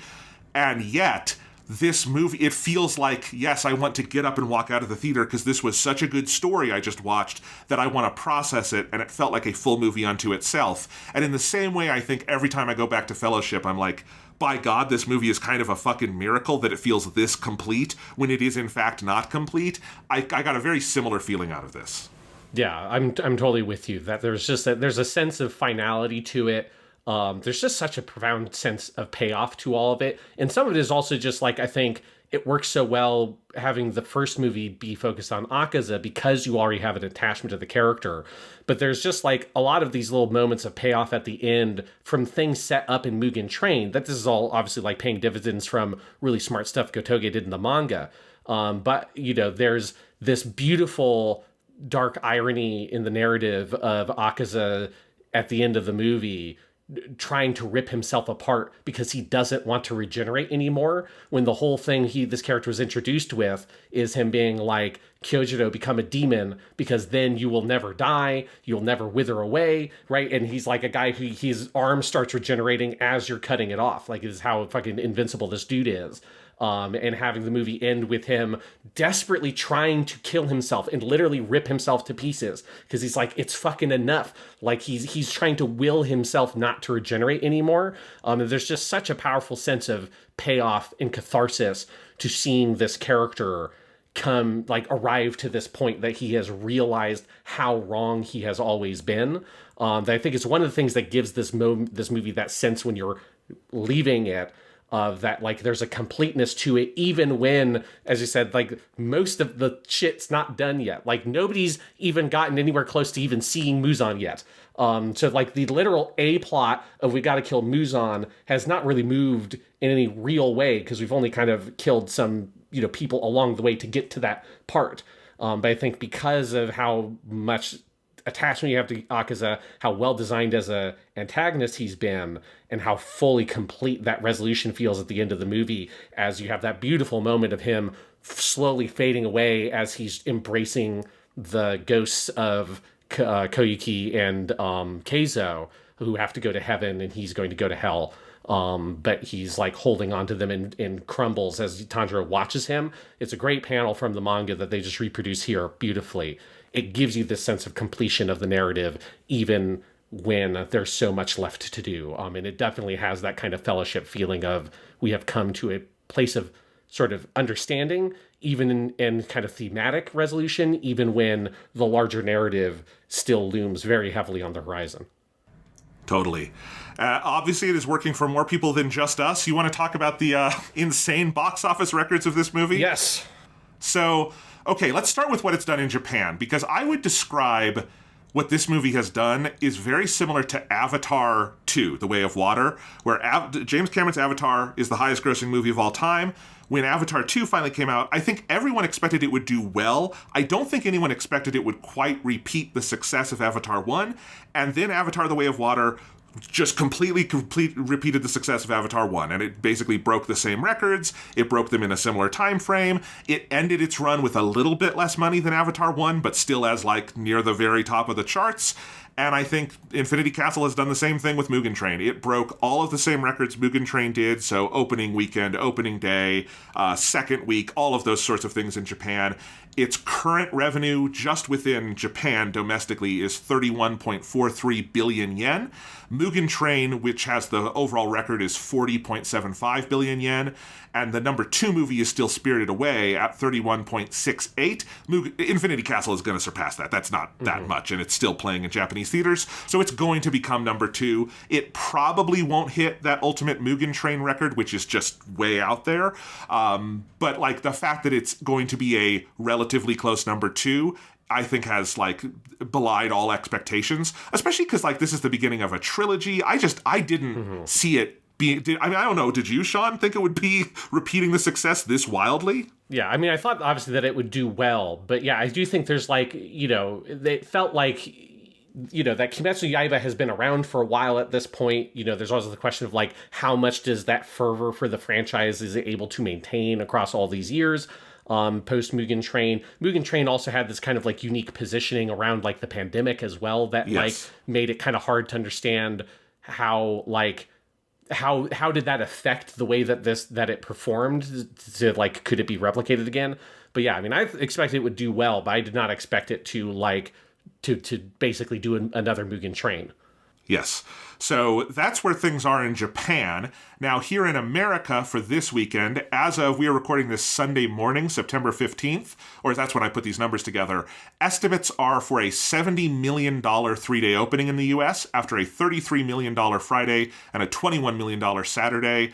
It is the 6th biggest opening ever for the month of September in the United States. It is the best ever for an anime movie. It is the best ever for a Crunchyroll release, and it is the best for Sony in the last 2 years, I believe since the last Spider-Man. 55% of tickets were for subtitled showings, so it leaned towards in native Japanese, not in the English dub. For those wondering what are the other top anime openings, the record that this beat is the 26-year-old record of Pokemon the first movie, which for all this time has still been the biggest anime opening. It had $31 million for the weekend. Infinity Castle beat that in one day, let alone the full weekend. The number 2 was Mugen Train, which had $21 million. That was also one of the first movies to come out after the pandemic here. Dragon Ball Super Superhero was like tied for number 2, also at $21 million. Jujutsu Kaisen Zero had an $18 million opening weekend, and Boy and the Heron had a $13 million opening weekend. So to say for an anime movie this like broke those records, it shattered, it doubled, it tripled those records. It is also by far the biggest opening ever for a foreign film in the US, and for a subtitled film, and for an R-rated animated movie, and so on. Those are just ones that came to mind off the top of my head. I have not seen anyone do an exhaustive catalog of the number of records this just broke. But like, if Hollywood is open to learning lessons, which it often is not, so who knows? But if it is, this feels like it should be some kind of watershed moment. Like, there are big Hollywood releases that cost $300 million this year that didn't open as well as Demon Slayer just opened. You know, there are movies from Disney and Warner Brothers that are going to close their runs with less money than this movie made. Like, this is a big, big moment. I think the fact that you have a foreign language film with subtitles playing in theaters, an R-rated animated movie, a 2.5-hour movie that ends with a 40-minute flashback sequence, like all of that leading to these kinds of numbers, like, and I don't just mean that like the lesson should be release more anime.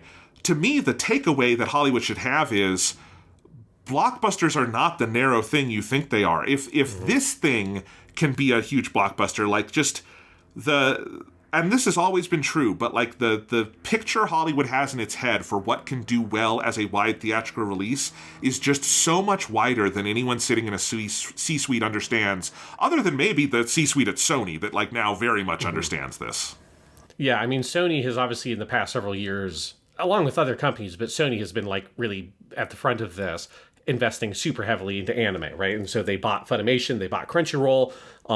You can just feel how much like they are, you know, really using that as a linchpin for a lot of their entertainment stuff. Especially as, you know, their, you know, Morbius and Kraven the Hunter movies and Madam Web were not so successful at the box office. It is like, well, we're a Japanese company. They've, you know, owned Aniplex forever. You know, they've always been big in anime in certain circles, but I think it makes sense that like they're kind of making that on an international scale is just coming like a kind of front and center part of their overall business. And obviously it has worked incredibly well for them. And you can see how, you know, places like Netflix and Disney have been trying to get anime into their services and all that kind of stuff. And it does, I think, just sort of show you that just like the media trends have changed so much since we were kids. You know, this was, you know, Pokemon is a very unique thing because honestly, people never thought of it really as anime. Or like, I think like kids at the time, I never distinguished Pokemon, even as someone who watched anime like Dragon Ball. Pokemon to me fit in the same bucket as like Cartoon Network shows like Ed, Ed and Eddy more so than it did Dragon Ball to me. It has never had any presence in the US in its Japanese form. Yes. Obviously, Pokemon, the first movie never played with subtitles, any of that stuff. So it is a very different, that was a big WB release, very different case. Yeah, so outside of like that kind of like thing where Pokemon just existed in a very different sphere, this movie and what it's doing was inconceivable when we were kids. Or any foreign movie kind of doing this was just like sort of what? who sees a subtitled thing at a movie theater? Like you couldn't even see subtitled anime most of the time, unless you like went and found some fucking weird VHSs. Dragon Ball didn't have a subtitled theatrical release until Superhero. Yeah. That's easy to forget. That was the first time Dragon Ball ever played in American theaters subtitled. I think this has fallout for, and I've been saying this forever, like, I do think we're probably headed for a world where, you know, for a long time in our lives, our parents' lives, the status quo had been, in American theaters, American movies played. And in foreign theaters, American movies also played, right? Like, we exported movies, but we didn't so much import them except at, like, art house venues and stuff like that, right? And for very particular purposes. And I just think there's no inherent reason that has to be the case. Lots of other countries, Japan and China and France and all sorts of places, make big blockbuster movies for the masses too. And there's no inherent reason Americans wouldn't enjoy those. And like right now, the emphasis is on anime, but like, you know, the biggest box office story of this year is that the highest grossing movie of this year was and will be Ne Zha 2 from China. And Ne Zha 2 has broken every rule that we thought we had for like non-American movies. The one place where Ne Zha 2 wasn't huge was America. And I think it's because it came out here sort of treated like a foreign film. I think if Ne Zha 2 if like DreamWorks had licensed Ne Zha 2, given it a celebrity dub cast, and just released it as a movie, not a foreign movie, not a Chinese cartoon, but just as another movie, there's absolutely no reason Ne Zha 2 couldn't have been huge here too. It is basically a DreamWorks movie in style, just made in China, and with some cooler, big, crazy visuals that happen in it. And I think, like, yes, the audience exists for anime now, but there's no reason you can't cultivate other audiences, and as Hollywood collapses in various ways and keeps. And like right now, the status quo is that even the hits this year are not making money. Like because of overseas box office going down, like Superman did phenomenally here. It didn't do that well overseas. That movie probably will not have turned a profit theatrically. Fantastic Four definitely didn't turn a profit theatrically. Like, I think a lot of these studios would be wise to see, like, well, what are, like, movies from other countries we could distribute here? Because that's cheap. That's a cheap thing to do. It's free money if you can get behind it. And, like, there is... I think that the truism that Americans don't watch subtitled movies is definitively dead as of this weekend. Like, you can put that to rest. We can start moving in a different direction.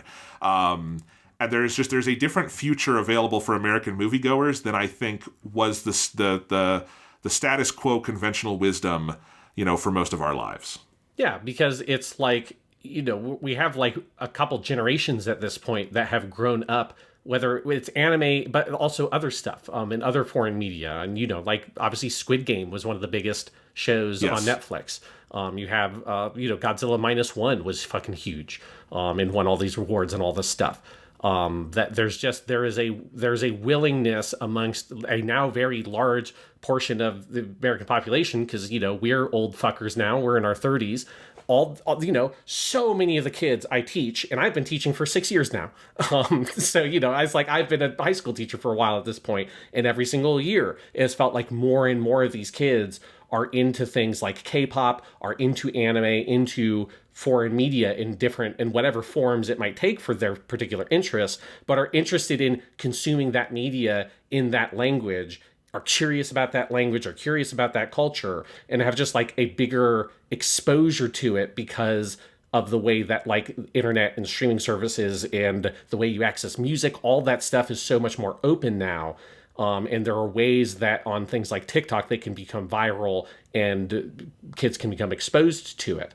And it's like, it's very necessary for these more traditional media, kind of enterprises like Hollywood to see that exists and to take advantage of that, instead of just sort of saying, well, what's the next superhero movie we're going to make? It's like, which superhero property have we not yet adapted? Well, I know we did Kraven the Hunter. That's like, what other like C-list fucking Spider-Man villain can we get next time? That's like, there's a bigger world of media that you can engage with. And as I say, Jonathan, you don't have to make it. You can fucking license it. Yes. It's like, and you can get a lot of money from that and shoulder very little of the risk.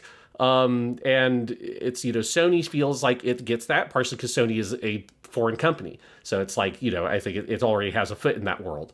But I hope for like the sake of movie theaters and stuff like that our industry sees these things and is learning these lessons and is bringing over other kind of media as well, not just anime, but all kinds of other movies and stuff like that, for people to be able to enjoy in the movie theater. Because this was like one of the most fun movie theater experiences I've had in a long time. Like there was just like such a passion and energy for it.